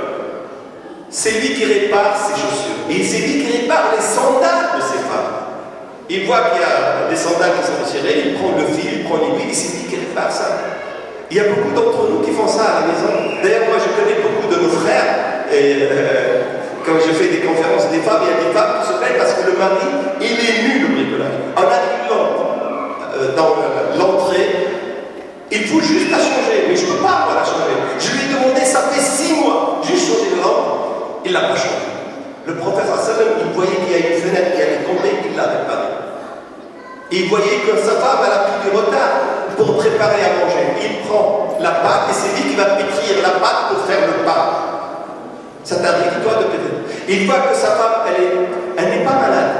Elle est bien, mais ça lui arrive comme ça, elle n'a pas envie de travailler. Ça t'arrive pas, toi, avoir envie de rester tranquille, juste le café, le match et le canapé et ta femme. Ben, ça arrive à ta femme aussi. Qu'est-ce qu'il fait le prophète? Il se lève, il prend le balai et c'est lui qui balaye. Ça t'arrive, toi, de passer l'aspirateur? Et ce n'est pas quelque chose de dégradant, parce que le prophète dit khayrukum li ahli. Le meilleur entre vous, c'est celui qui est le plus serviable pour sa femme. Wa ana khayrukum li ahli. Tu passes l'aspirateur chez toi, tu fais as-sunnah. As-sunnah, ce n'est pas faire de rak'at quand tu rentres à la mosquée. Ça, c'est as-sunnah, ce n'est pas de mettre siwak. As-sunnah, c'est aussi de préparer les pâtes. As-sunnah, c'est aussi de faire la vaisselle. Ça t'arrive, toi, de rentrer, de faire la vaisselle. Aujourd'hui, tu fais rien. Aujourd'hui, samedi, dimanche, je ne travaille pas, tu te reposes. C'est moi qui te sers. Tu m'as servi toute la semaine, tu m'as servi toute la vie. Là, c'est moi. Qu'est-ce que tu veux que je te prépare pour le repas? Le prophète, sallallahu alayhi wa sallam, il était comme ça avec ses épouses. Chez lui, il change les rideaux. La traque d'un rideau qui casse, il la change quand Aïcha, il a vu qu'elle avait des rideaux avec des photos, il a dit à Aïcha, c'est pas bien de garder des photos accrochées. Il ne l'a pas arraché. Chez nous, on veut montrer qu'on est tellement rigoureux quand on voit une image, quand on casse. Le prophète a dit non, c'est pas bien de mettre des photos, change. Et quand elle a mis des rideaux sans photos, c'est le prophète sallam qui a accroché les rideaux. Mais comme il n'avait pas qu'une seule épouse, il avait plusieurs. Le jour où sa fille, c'est arrivé deux fois, une fois avec Hafsa, une fois avec sa fille. Et sa fille, c'est une femme d'origine juive. Son père et son mari, c'était des juifs qui ont été tués dans une bataille. Sa fille avait Tuhayi ibn Akhbar. Mais c'était une cuisinière. Et Aïcha, elle dit, si j'ai quelque chose à reprocher à sa fille, c'est qu'elle est vraiment une cuisinière impeccable. Et parce qu'elle fait la cuisine mieux que moi. Et un jour, sa fille, elle a envoyé un bol de harira, de soupe, au prophète sallam. Et Aïcha, elle a dit, j'étais tellement jalouse, j'ai tremblé et j'ai cassé le bol. Et elle était seule avec le prophète. Et elle a vu dans le visage du prophète qu'il n'a pas aimé ça. Elle lui a dit, Ya Rasulallah, regarde, je suis jalouse. Comment faire? Comment faire pour réparer? Il lui a dit, tu lui donnes un autre bol et tu lui prépares un autre halal. Et ça y est, le problème est réglé. Mais une deuxième fois, Aïcha a fait la même chose avec le bol de Hafsa, mais il y avait les compagnons, il y avait As-Sahaba. Et quand c'était le jour de Aïcha, elle était chez elle, il y avait les invités, et voilà que Hafsa, juste peut-être pour titiller Aïcha, elle envoie un bol de harira, et elle sait que le prophète aime harira. Et d'ailleurs, pour les Marocains, bravo, parce qu'ils font la sunna fi Ramadan. Le harira, c'est de l'eau mélangée avec de la farine, on appelle ça le hassa ou le harira. Mais dans les hadiths, ça s'appelle harira. Et quand on est arrivé avec le bol, Aïcha, elle a devant les compagnons de la caisse. Et le prophète sallallahu alayhi wa sallam l'a regardé et il a souri. Pourquoi il a souri? Parce que si jamais, comme il était tout seul avec Aïcha, son visage était tendu, c'est-à-dire je n'aime pas ça. S'il avait eu la même attitude devant le Sahaba aurait compris que ça c'est quelque chose de grave, c'est quelque chose, ils auraient eu une mauvaise image de Aïcha. Donc il a souri et il lui a dit à Aïcha, tu devrais, je vais réparer ton bol, je vais coller ton bol, mais tu devrais donner ton bol à Hafsa. Et il a regardé le Sahaba et il leur a dit, Ra Ummukum. Pourquoi il a ajouté Ummukum? Elle est jalouse. Donc vous ne devez pas, vous n'avez pas le droit de la regarder d'une manière négative, péjorative, parce qu'elle est quand même l'épouse du prophète, elle est votre mère. Donc malgré ce geste-là, vous devez garder un respect, parce que c'est al-Mu'minin. Et comme ça, Sahaba n'aurait pas laissé le shaytan le temps de dire, oh, regardez ce geste-là, c'est un geste. Parce que c'est une femme. Et une femme, même l'épouse du prophète, elle agit comme une femme. Il peut lui arriver d'être indisposé, d'être réglé et d'être dans sa mauvaise semaine. Et c'est l'islam qui a même interdit le divorce pendant les règles de la femme. Et le prophète sallam, quand il sait que ces femmes sont indisposées, il change d'attitude. Il devient beaucoup plus aimable. Il rentre avec un bouquet de fleurs. Il rentre avec ce que les femmes aiment, des cadeaux, etc. Et il ne demande pas grand-chose parce qu'elle sait que psychologiquement, elle est beaucoup plus fragile. Et il n'y a pas, je crois que c'est le mois de septembre, j'étais amené à régler un problème entre un monsieur et son épouse parce qu'il fait exprès dans sa mauvaise semaine d'être le plus mauvais. Et bien sûr, elle ne possède pas son caractère. Elle a un changement hormonal tel qu'elle devient mauvaise. Et heureusement, c'est quelqu'un de musulman. Quand je lui ai expliqué comment le prophète lui fait, etc., il m'a dit, mais ça fait 12 ans que je lui fais ça. Maintenant, il te reste 12 ans pour réparer justement ça.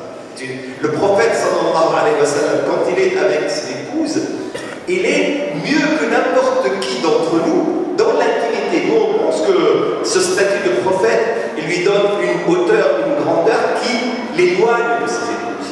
Non, il les écoute. Il écoute leurs critiques, il écoute surtout leur injustice. La femme, tu peux lui faire 1000 bonnes choses. Le jour où tu lui fais une mauvaise chose, elle va tout oublier, elle ne garde que ça. Et elle va te sortir ça. Et le prophète sallam, il sait ça, il le connaît. Et c'est pour ça qu'il entend les critiques de ses épouses. Et quand la femme de Omar, elle lui a demandé, elle lui a dit, écoute Omar, tu devrais changer le meuble, là, ça fait 10 ans qu'on a le meuble, tu devrais changer la télé, tu devrais changer, on doit faire la peinture, dépense un peu plus, t'es radin, etc. Et Omar, c'est pas qu'il était radin, c'est pas qu'il était avare, mais il voulait rester modeste. Tant que la commode sert, c'est pas la peine de la changer. Tant que les papiers ne sont pas encore complètement déchirés, c'est pas la peine, c'est juste par modestie, zone. Et elle lui a dit non, alors elle lui a répondu. Et là, Omar s'est fâché, il lui a dit, tu me réponds? Je suis le mec, je suis l'homme. C'est le machisme de l'homme qui parle. Et il a failli l'étrangler. Et il est parti voir le professeur. Au moment de sortir, elle m'a dit, mais tu me reproches de te répondre alors que les épouses du prophète répondent au prophète. Et il m'a dit, elle prend ça. Elle dit, non seulement elle répond au prophète, mais elle boude toute la journée. Et elle ne lui forme même pas ni le petit déjeuner ni à manger. Et là, il voulait sortir voir le prophète, il est parti courir vers Hafs, sa fille, qui était. Il lui a dit, Hafs, tu réponds au prophète quand il dit quelque chose? Il dit, bien sûr. Et tu boudes, tu restes la journée, ta journée là. Quelle est l'heure? Elle a dit, oh, c'est vraiment. Et il est parti courir vers le prophète sallam. Et qu'est-ce qu'il a trouvé? Il a trouvé le prophète avec 3 de ses épouses, Aïcha, sa fille, je crois, Juwayriya, en train de lui demander de changer le papier, de changer les meubles. Et il leur donne un peu plus d'argent. Et on dit, mais t'es le chef de l'État, t'es le chef de l'armée, t'es Rasulullah. C'est rien du tout. Tu peux demander, d'ailleurs, tu as le droit même à un pourcentage de tout le butin de guerre. Tu peux nous avoir des choses mieux que nous. Et le prophète était en train de discuter. Et elle répond, et non, c'est pas vrai, c'est pas convaincant. Ça m'a dit à Rasulullah, ce que tu dis n'est pas convaincant. Et Hamar était comme ça, il a dit, j'ai failli trembler ma femme quand elle m'a dit ça. Ya Rasulullah, tu acceptes qu'elle te dise ça?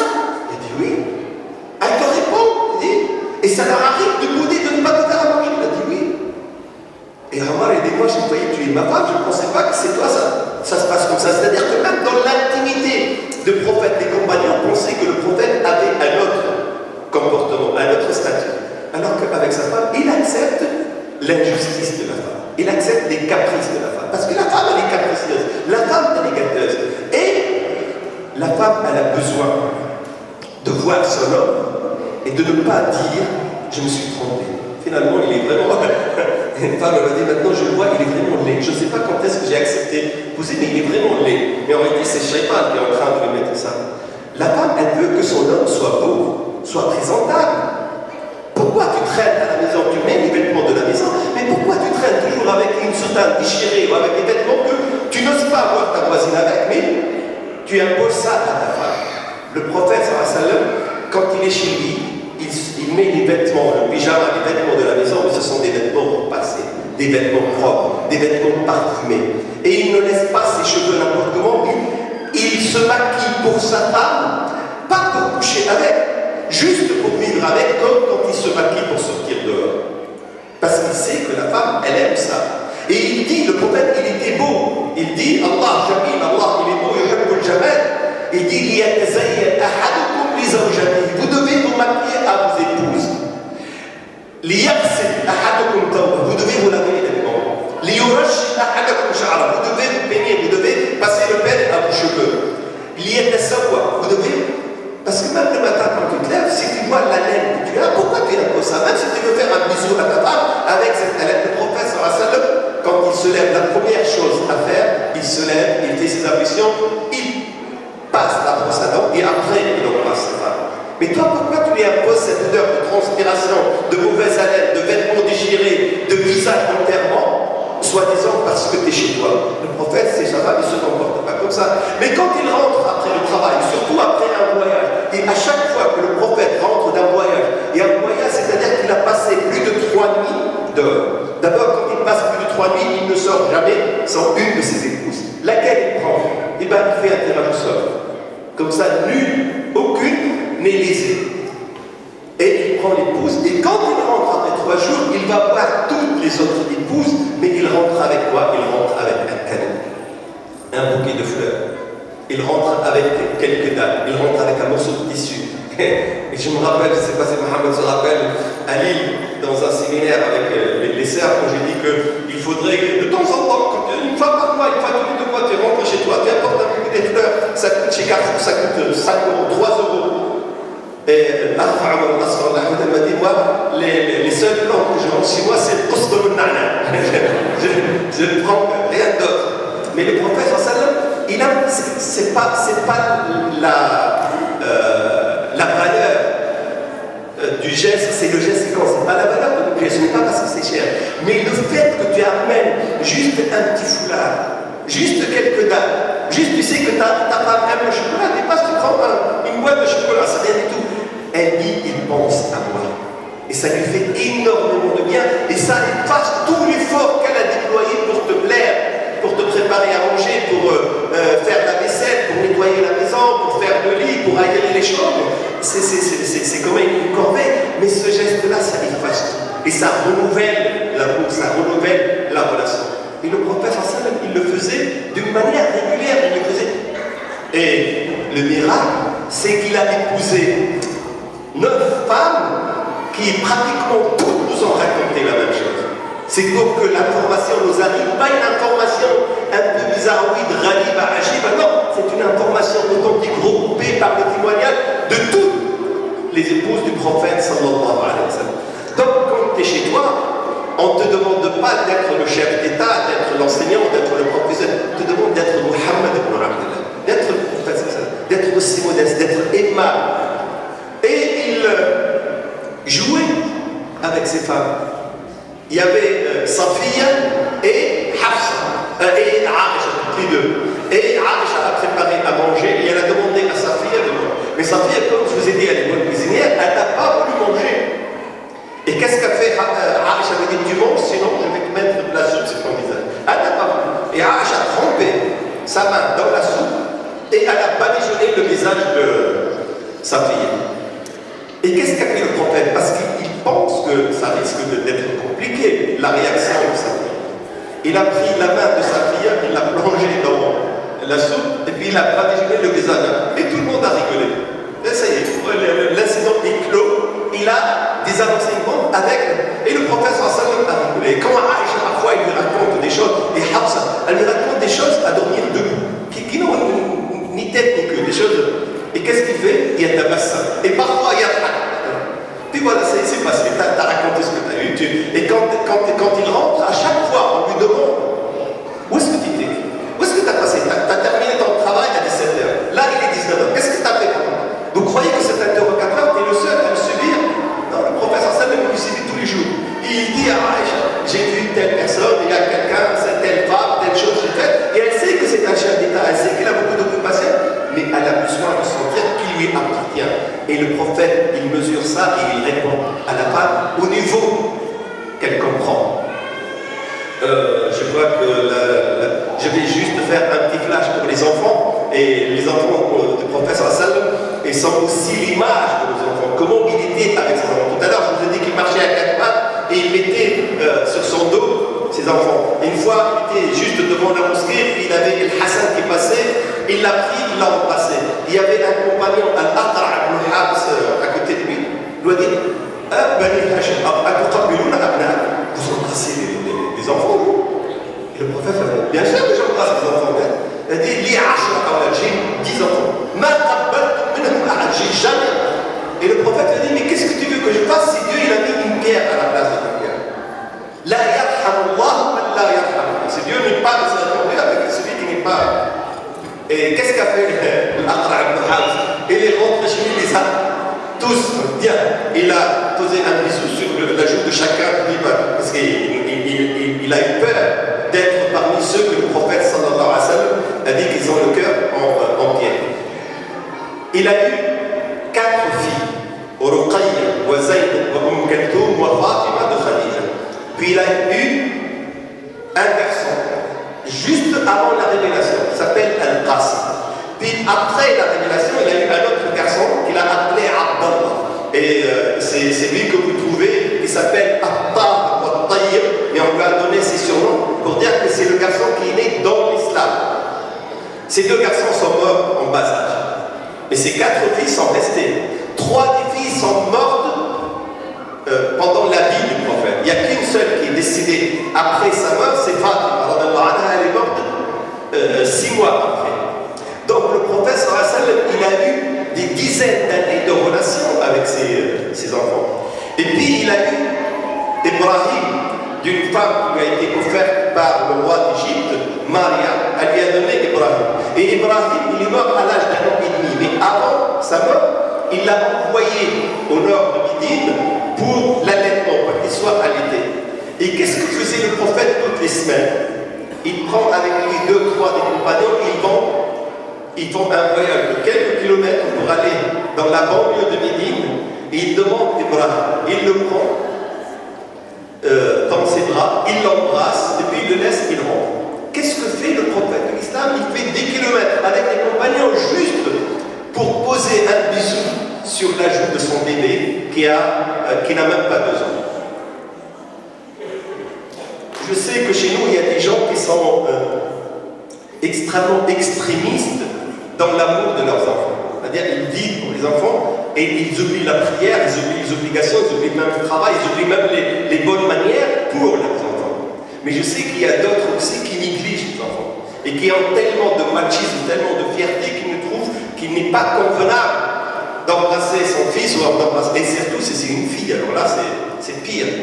Le prophète sallallahu alayhi wa sallam, il n'était ni dans cet extrémisme, il était l'homme normal, qui avait une tendresse, qui avait une miséricorde, qui avait une proximité avec ses enfants et qui veillait à ce que ses enfants soient non seulement nourris, habillés, mais qu'ils soient bien éduqués.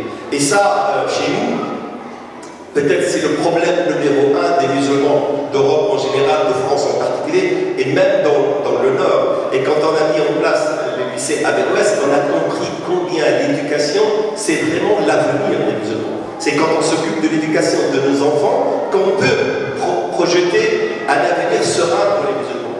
Et cette éducation, malheureusement, elle est négligée. Quand je dis comment le prophète sallallahu alayhi wa sallam, il veillait à l'éducation de ses filles, il interdisait à ses filles de côtoyer des filles à la Mecque et même des voisins à la Mecque parce qu'elles ont un comportement qui n'est pas normal. Est-ce que toi tu contrôles les amis de tes enfants? Est-ce que tu contrôles les réseaux sociaux, que ce soit sur l'ordinateur ou sur le portable de tes enfants? Est-ce que tu contrôles ses camarades à l'école? Ou est-ce que tu contrôles juste ce qu'il y a à la maison, mais toutes les relations qu'il a ou qu'elle a à l'extérieur échappent à ton contrôle? Et après, tu t'étonnes, et d'ailleurs j'étais étonné quand j'ai pris en charge les élèves de Averroès, j'ai trouvé que quelques-unes des filles, ce sont les filles de nos frères, elles ont une dualité dans la personnalité, une sorte de schizophrénie. Elles se comportent d'une manière chez elles et au lycée, et elles se comportent d'une autre manière à l'extérieur. Ce n'est même pas le même langage, ce ne sont pas, comme m'a dit une de sa copine, ce n'est même pas les mêmes vêtements, c'est même pas le même blouson, la même veste. Avec ses parents, elle est convenable, elle est vraiment aimable, elle est très bien, mais dès qu'elle sort dehors, elle a une autre personnalité, un autre dictionnaire, d'autres vocabulaires, parce que les parents, en réalité, ne font pas ce que le prophète sallallahu alayhi wa sallam, il a fait à la Mecque, avant même l'islam. Bien sûr, après, ça a été confirmé dans la relation que Fatima avait avec Ali, mais il contrôlait l'entourage de ses filles. Il contrôlait quand Utba ibn Abi Lahab, il est venu demander la main de Ruqayya, le prophète sallallahu alayhi wa sallam, qu'est-ce qu'il a dit? Il a dit Abu Lahab, c'est son nom, c'est une famille noble, c'est quelqu'un de très bien, et son fils est bien. Mais le prophète, il a senti quelque chose. Il a dit, mais est-ce que toi tu veux? Est-ce que tu acceptes? Moi je sens que... Mais elle a dit, oui, moi je veux. Elle a dit, bah, si tu veux, vas-y, épouse deux. Il n'a pas senti un danger imminent. Bien sûr, le danger est venu quand elles se sont converties à l'islam, lui est resté finalement, elle s'est séparée d'elle. Mais il a suivi sa fille en voyant qu'il risque d'y avoir un problème. Lorsque un autre est venu pour Kalthoum, il lui a dit non. Là, je fais. Pourtant, c'est quelqu'un aussi noble, seulement il a vu que dans son comportement, c'était un commerçant, ça lui arrive de tricher, ça lui arrive de... Donc, si jamais il triche avec le client, il va tricher avec toi, il risque de te tromper. Et il était vigilant pour dire non. Et on le voit avec Fatima quand elle a épousé Ali. Ali, il a demandé la fille, Fatima ne le savait pas, il est parti demander la main de la fille de Abu Jahl. Et quand Fatima a appris par les voisines, elle est venue voir le prophète sallallahu alayhi wa sallam, elle a dit voilà, Ali veut épouser la fille de Adoullah. Et le prophète sallam, il a pris le micro à la mosquée, puis il a dit La tajtama' bintu Rasulillah ma'a binti aduwillah 'inda rajul wahid. Et Ali, c'est tout ce qu'il a dit. Ali, il a compris, il est parti pour effacer les fiançailles. Et il a dit Fatima minni wa ana minha yuribuni ma yuribuha. Cette proximité, cette attention qui est faite pour l'enfant quand il est bébé, pour l'enfant quand il est adolescent, quand il est jeune, même quand il est marié, fait que la relation que l'enfant il a avec son père lui donne le droit d'oser. Fatima, elle vient. Nos filles, souvent, elles n'osent pas nous parler de leur fiancé, elles osent venir parler à son père, parce qu'il y a cet amour, cette proximité. Et Ruqayya, elle parle avec le prophète, sans intermédiaire. Et Kaltoum, elle parle de son mari, de son futur mari, et le prophète lui dit ce qui est bien, ce qui n'est pas bien. Cette relation que nous avons, nous, avec nos enfants, elle est tellement chargée d'ambiguïté, elle est tellement chargée de traditions que nous avons amenées de nos pays, que ici, la moyenne des mariages dans la deuxième génération, dans la troisième génération, elle est à peu près de 7 ans. 5 ans, 7 ans, et puis après, il y a... Et surtout si c'est un mariage, on va dire, interethnique ou un mariage mixte, il est rare qu'il dépasse la barre de 7 ans. Et c'est une exception. En réalité, la raison numéro 1, c'est qu'on n'a pas fait cette proximité et cette attention que le prophète, sallallahu alayhi wa sallam, il avait avec ses enfants, il avait avec ses épouses, il avait avec ses proches. Je peux bien sûr parler de ses frères, de ses sœurs, parler des tantes, des oncles, des grands-pères, des parents et des voisins, mais ça me prendrait énormément de temps. Je suis désolé de dépasser l'heure. Je vais juste compter sur votre amour des prophètes et votre intelligence pour avoir juste cette photocopie très réduite et cette image du prophète et essayer de l'agrandir, de la généraliser et de l'opposer à tous les aspects de notre vie. Et vous allez voir que dans la vie des prophètes sallallahu alayhi wa sallam, on a réellement l'explication. لقد كان لكم في رسول الله أسوة حسنة لمن كان يرجو الله واليوم الآخر. أقول قولي هذا وأستغفر الله لي ولكم والسلام عليكم ورحمة الله وبركاته. أخي عبد الله جزاك الله خيرا وأكرم الله وتعالى بكافة حسنات الدنيا والآخرة إن شاء الله. Donc mes chers frères et sœurs, nous restons ensemble, Inch'Allah. Nous allons rester, Inch'Allah, jusqu'à 9h30. Et juste, je vous demande, j'ai reçu quelques mots, des questions de droit musulman, notre frère l'islam. Notre frère l'imam Ahmed Bakta, il fait des séances de réponses directement sur Internet. Et bien entendu, l'imam Ahmed Bakta, notre frère, il fait des dons à la mosquée de manière permanente, il est disponible. Donc pour des questions juridiques, barakallahu fikum, posez des questions à l'imam. Je ne poserai pas ces questions, je les laisse courir, Inch'Allah, ce n'est pas pour les négliger, mais chaque chose en son temps. Aujourd'hui, nous sommes avec le prophète sallallahu alayhi wa sallam, avec notre frère Abdullah bin Massoud qui est venu nous parler du prophète sallallahu alayhi wa sallam avec tous les états que vous avez vus aujourd'hui, que vous avez entendus. Et voilà, Allah pour ce voyage que tu nous as permis de faire. Et moi personnellement, j'ai été transporté par les dires, j'ai voyagé vraiment dans le temps et je me trouve vraiment épaté par les dires du frère Abdullah ici présent.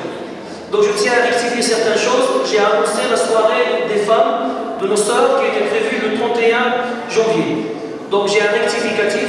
J'ai appris que l'activité a été annulée du fait qu'il y a beaucoup d'activités qui se suivent. Donc je vais rappeler quelques activités. Le vendredi 7 février, qui est la rencontre mensuelle, nous n'allons pas faire cette rencontre mensuelle tout simplement parce qu'il y a le dîner chez nos frères au lycée à l'Ouest. Et puis, juste le lendemain, le samedi 8 février, il y a la soirée de nos sœurs de l'association Anissa qui font un dîner et un spectacle humoristique avec notre sœur Samia. Vous êtes vivement invités, les hommes et les femmes en famille, pour le dîner à Aver-Ouest. Par contre, c'est l'association Anissa, elles sont un petit peu très réservées, juste pour les femmes, les mecs dehors. C'est leur spectacle avec notre sœur Samia. Et dernière chose, je reviens pour le document, le document que notre frère Abdullah a préparé.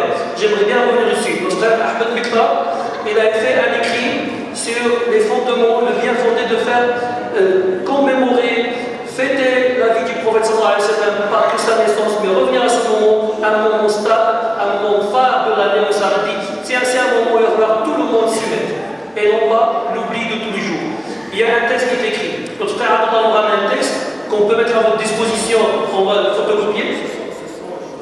Il n'y a rien de moi. Les paroles et ça. Donc, les documents ici présents, nous pourrons le faire à votre disposition par photocopie et nous le mettrons, Inch'Allah, sur le site internet, vous pouvez télécharger à votre guise. Ça va comme ça, Abdallah? Inch'Allah. J'ai quelques questions à Abdallah. Des questions qui sont quand même plus ou moins juridiques, mais je te laisse avec cette première question.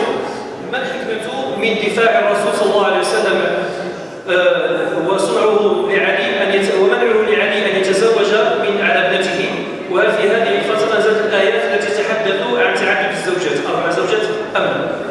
بارك الله فيك. Non, ça n'a rien à voir. Ayat Ta'addud al-Zawjat et ce qui s'est passé entre Ali et Fatima, ça n'a aucun lien. D'abord, le prophète sallam, il a vu que sa fille n'aime pas que Ali épouse une autre avec elle, ce qui est tout à fait normal. D'ailleurs, Ta'addud al-Zawjat, parmi ces conditions, il faudrait que la première épouse, non seulement elle soit au courant, mais qu'elle accepte, parce que sinon il va y avoir la guerre. Bien sûr, chez nous, la femme elle a été programmée de telle manière qu'il est presque impossible d'accepter. À l'époque, la culture normale, c'était que l'homme ait plusieurs femmes. Mais le prophète, il a vu que Fatima, elle n'aime pas ça.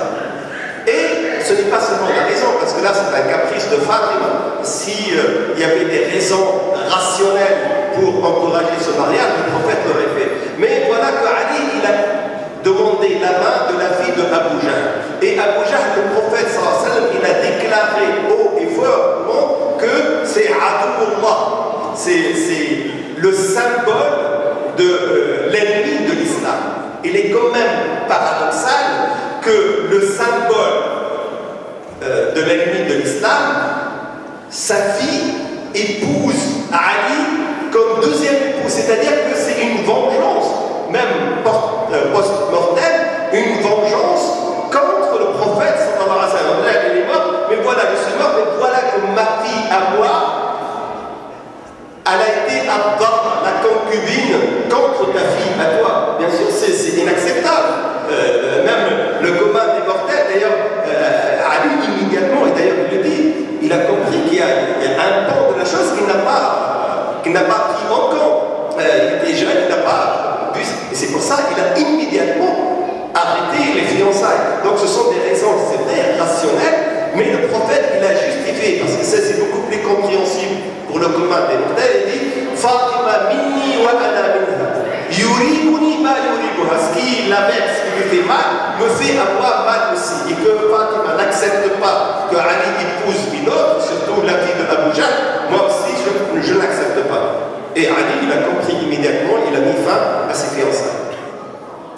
Juste un mot pour Ta'addud al-Zawjat. Vous devez savoir qu'en France, au jour d'aujourd'hui, d'ailleurs cette semaine, l'INSEE, je crois cette semaine ou à la fin de la semaine dernière, l'INSEE il a sorti le recensement, on est 70 millions ici en France de la population, et vous devez savoir qu'on était, il y a 7 ans, on était à peu près 52% de femmes et 48% d'hommes. Cette année, on est un peu moins d'hommes, 47%. Et 53% de femmes. Je vais faire une règle mathématique très simple. Et là, parce que la France, elle est en paix depuis 50 ans. Mais la femme, ici en France, a toujours été presque 60%, voire 65%. Et il y a 35-40% d'hommes. Mais je prends le cas actuel. Et la France ne restera pas longtemps en paix. D'ailleurs, l'Europe ne restera pas longtemps en paix. C'est la plus grande période de paix que l'Europe a connue depuis 2000 ans, après la Deuxième Guerre mondiale. Mais vous voyez, la situation économique et la crise, elle est telle qu'il va y avoir des fissures d'ici quelques années. Mais si je prends le cas actuel, il y a 57% de femmes et 53% de femmes, 57% d'hommes. Si les 53 hommes, les 47 hommes vont épouser 47 femmes, il va nous rester 6 femmes. Qu'est-ce qu'on fait avec ces femmes? Est-ce qu'il est équitable de les laisser célibataires? Est-ce qu'il est normal dans la société de les laisser? Et ça, c'est un chiffre négligeable. Mais si vous voyez l'Allemagne après la Deuxième Guerre mondiale, où les hommes ont été décimés, il y a eu 75% de femmes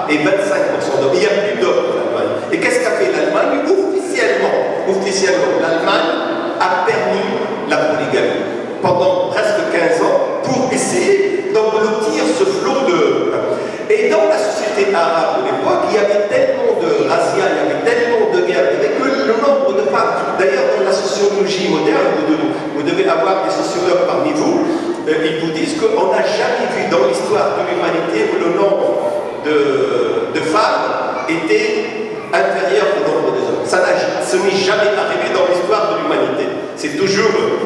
Et quand il y a une situation de guerre, de conflit, et les guerres absorbent essentiellement les hommes, donc il y a toujours un nombre supérieur de femmes, et la solution qui a été trouvée dans la société pré-islamique, et pas seulement chez les Arabes, partout, c'est la polygamie. Donc il y avait des raisons, on va dire, sociologiques normales.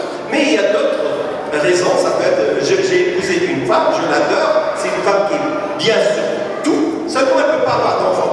Et moi j'ai envie d'avoir d'enfant. De deux choses, une, soit je me sépare d'elle, et je considère que c'est injuste, parce qu'elle va aller voir un autre, et elle ne peut pas avoir d'enfant, c'est une punition, le divorce à ce moment-là. Ou alors, si elle accepte, et c'est arrivé dans ma propre famille il y a des dizaines d'années, j'épouse une autre et je la garde. D'ailleurs, c'est ce qu'a fait Sarah, la femme d'Ibrahim, avec Ibrahim. C'est elle qui lui a offert la concubine. Et c'est ce qu'a fait les femmes, deux femmes, Léa, la femme de Yacoub, elle a offert ses deux concubines à Yacoub, et après Rachel, Rahim, la deuxième épouse de Yacoub, elle a offert aussi ses deux concubines. Et Yacoub n'a eu d'enfants que des concubines d'abord, et après les autres femmes, par jalousie, le corps a changé. Et puis elles lui ont donné des enfants, lui ont donné les 12 enfants, ce sont les fils de Yacoub, les enfants d'Israël. Donc c'est une réplique normale que la femme qui n'est pas d'enfant permette à son mari d'épouser une deuxième. Mais même la femme, elle peut avoir d'enfant, mais elle est malade. Elle a eu une maladie, elle est paralysée. Et pourquoi moi je devrais être puni par la maladie de ma femme? Et pourquoi elle serait punie alors qu'elle est malade et je la laisse, je divorce une fois? La meilleure solution, c'est de la garder. Et si elle accepte, je l'épouse une autre. Donc, les raisons de la polygamie, ce sont des raisons rationnelles, normales, mais ce n'est pas la règle. Le Coran il dit, la règle, c'est d'avoir une épouse, une seule. C'est ça. L'exception, quand il y a ces conditions, c'est qu'il y a polygamie. Mais la polygamie n'avait pas de limite. Et l'islam, il est venu régler ça. Il a mis un quota, le maximum, c'est 4 ans. Alors qu'avant, on peut avoir... Et d'ailleurs, les occidentaux qui parlent du prophète qu'il avait 9 femmes, ce sont les mêmes occidentaux qui lisent dans la Bible que Sulayman, il avait 1000 femmes, 700 concubines et 300 légitimes femmes. C'est dans la Bible, c'est dans le... Et qu'il n'y a aucun prophète qui est connu, à part Jésus. Jésus, on ne sait même pas s'il a épousé une femme ou non, mais tous les autres prophètes d'Israël, tous les rois, ils étaient tous des polygames, et avec des dizaines de femmes, voire même des centaines, comme Sulayman, comme Daoud, alayhi salam, et c'est la Bible qui nous raconte ça. Et les rois de France, ils sont tous connus pour avoir épousé des femmes d'une manière, on va dire, politique, rationnelle. Ils épousent une femme autrichienne ou une femme espagnole pour qu'il y ait des relations politiques entre la France, l'Espagne et l'Autriche, mais alors qu'il y a la femme légitime, tout le monde sait que tous les rois de France avaient des maîtresses, des concubines qui sont connues par tout le monde, et c'est la règle. Et d'ailleurs, je crois que cette règle, elle se perpétue même chez les présidents de la République, et on a compris que, bien sûr, on a connu la présidente de Mazarine lorsqu'elle a eu 20 ans, la fille de François Mitterrand, de sa maîtresse, et on a vu sa maîtresse à côté de Daniel Mitterrand, toutes les deux devant le tombeau de Mitterrand. Et la France l'a accepté. Et je ne sais pas si vous avez entendu ces jours, on parle aussi d'une éventuelle aventure du président actuel. Et d'ailleurs, même les hommes politiques ont dit c'est sa vie privée. La règle, c'est normal. La règle, j'ai une épouse que je montre devant tout le monde. Et j'ai 3, 4, 5 maîtresses, et ça dépend de la situation. Et Sarkozy, quand il était président de la République, Carla n'était pas sa femme, elle était sa maîtresse. Il vient de divorcer de Cécilia. Et quand il a programmé un voyage en Angleterre, voyage d'État, la reine d'Angleterre, elle a dit je t'accepte, mais tu ne peux pas venir avec Carla en tant que concubine maîtresse. Parce que la reine d'Angleterre, elle est le chef de l'église anglicane. Il y a une sorte d'éthique. J'aimerais bien que les musulmans appliquent cette éthique. Et Sarkozy s'est marié, il a fait célébrer le mariage avec Carla pour pouvoir faire le voyage d'État en Angleterre. Comme ça, ce n'est plus ma maîtresse.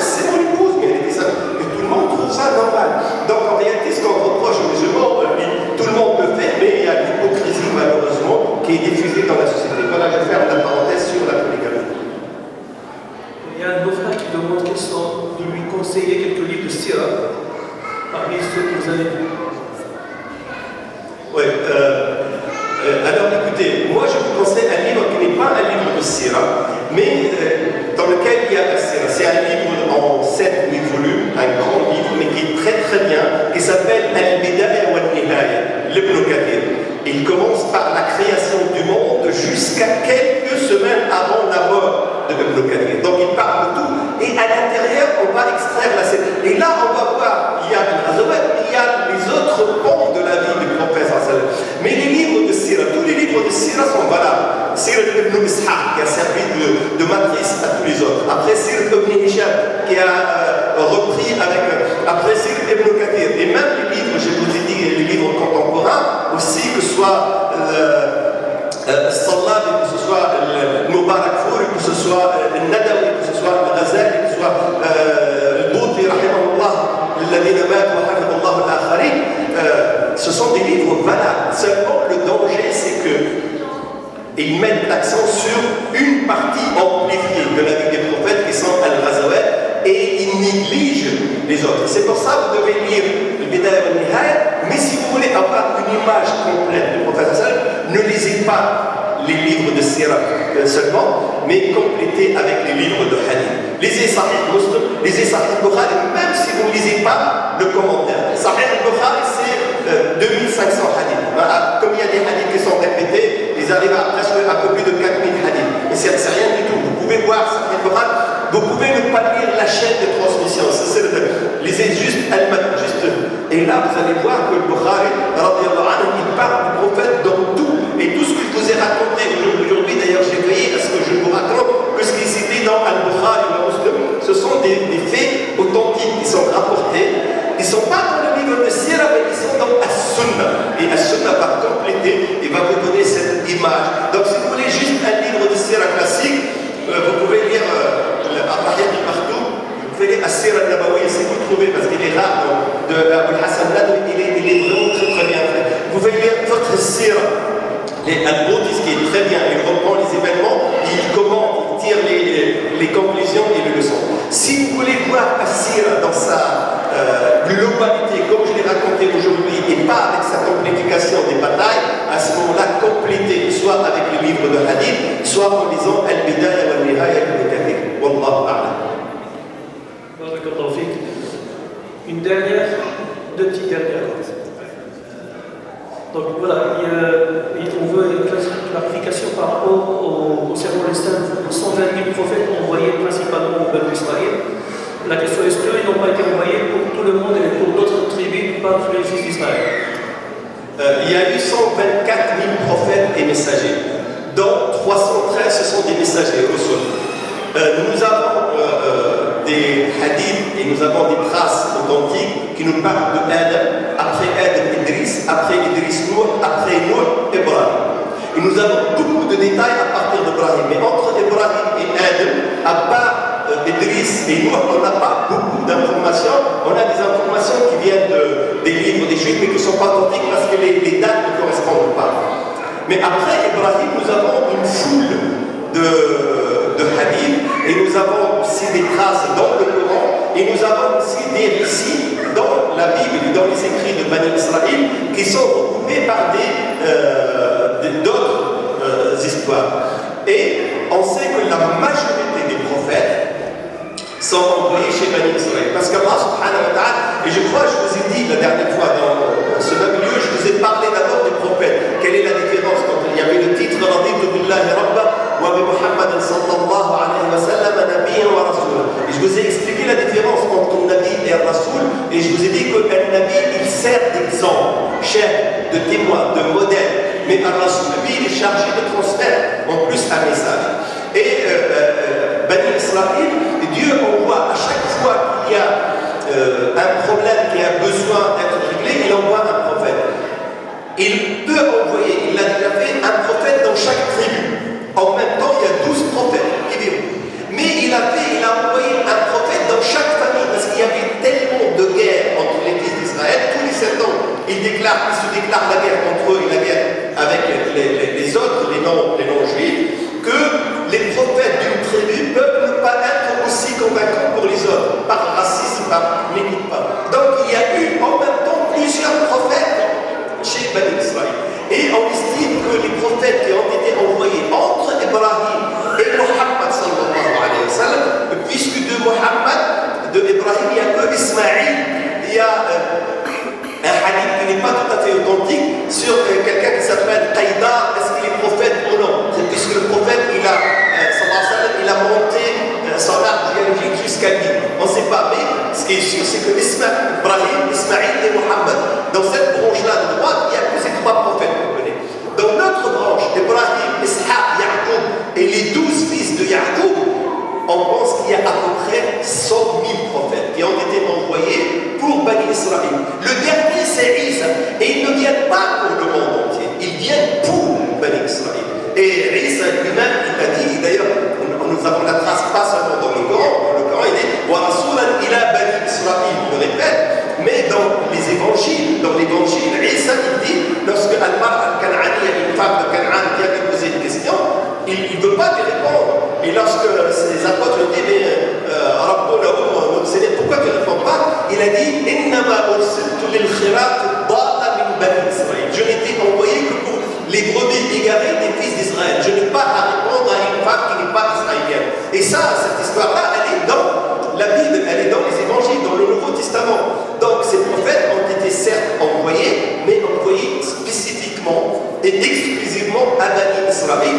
Bien sûr, les enseignements de tous les prophètes sont valables à tout le monde, puisque c'est l'éthique de Allah subhanahu wa ta'ala. Mais la législation, la sharia, la pratique, n'est valable que pour les gens à qui s'adresse ce message. Elle ne peut pas être valable. À chaque peuple, à chaque époque, il y a une législation, une sharia.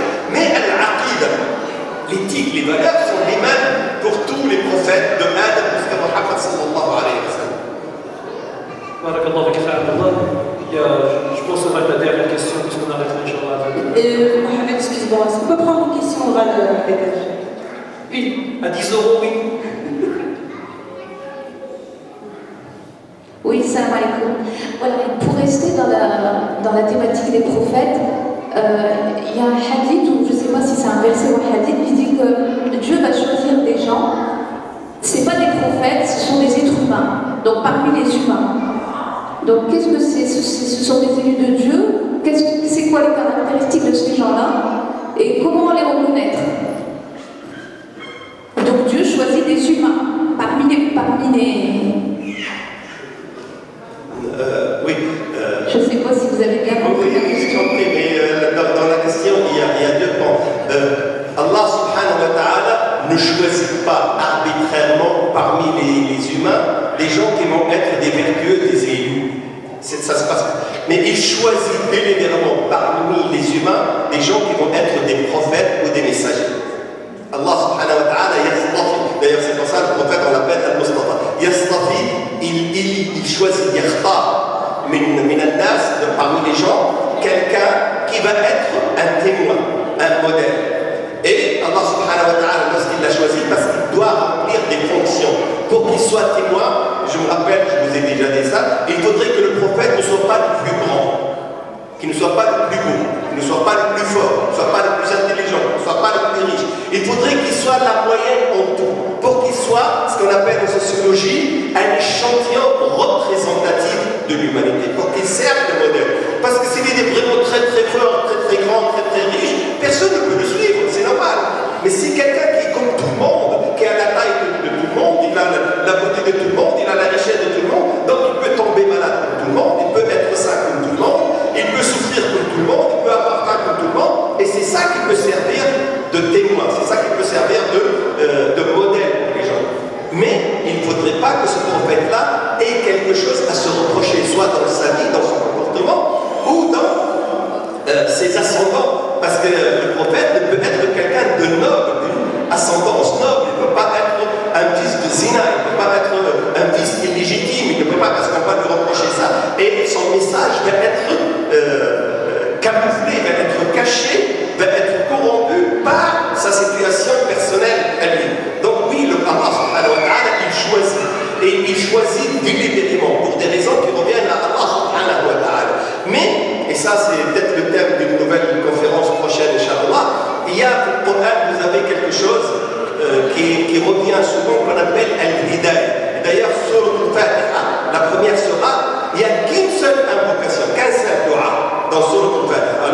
sourate Al-Fatiha, elle résume tout le Coran. Et la préparation de la sourate et la fin de la sourate, c'est juste pour encadrer une invocation, un dua. Ihdina as-sirat al-mustaqim.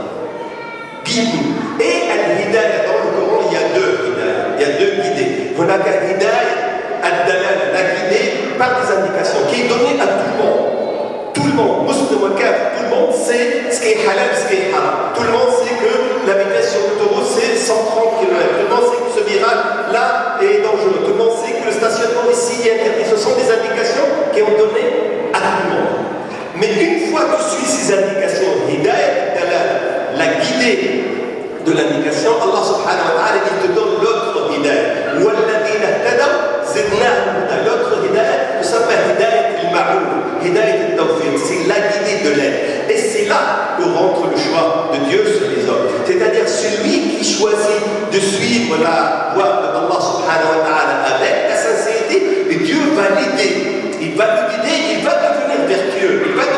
Il va devenir à tel point de vertu que Allah subhanahu wa ta'ala, maintenant, il va le choisir. Mais c'est un choix final.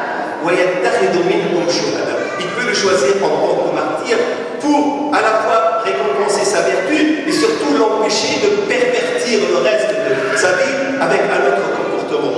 Mais ce choix-là, ce n'est pas un choix délibéré pour n'importe qui, parce que sinon il y aurait une iniquité et Dieu est équitable, il est juste. C'est un choix de Dieu qui est destiné à celui qui a déjà suivi la première hidayah. Alladhina tadaw zidnahum huda. Wa amma Thamoud fahadaynahum. Thamoud, Dieu les a guidés. Fastahabbu al-'ama 'ala al-huda. On les a guidés, mais ils n'ont pas suivi les indications. C'est pour ça Allah subhanahu wa ta'ala, il les a jetés. Mais toi, si tu suis al-hidayah, à ce moment-là, tu vas être choisi. Ce n'est pas un choisi délibéré, mais tu vas être récompensé par ta hidayah. Et Dieu va te donner hidayah al-tawfiq al-ma'oun. Il va t'aider dans ton travail, dans ton culte, dans tout. Et tu vas être un vertueux, tu vas être un wali, tu vas être quelqu'un qui est choisi. Donc il faut faire attention à la différence entre les deux. Wallahu ta'ala. Barakallahu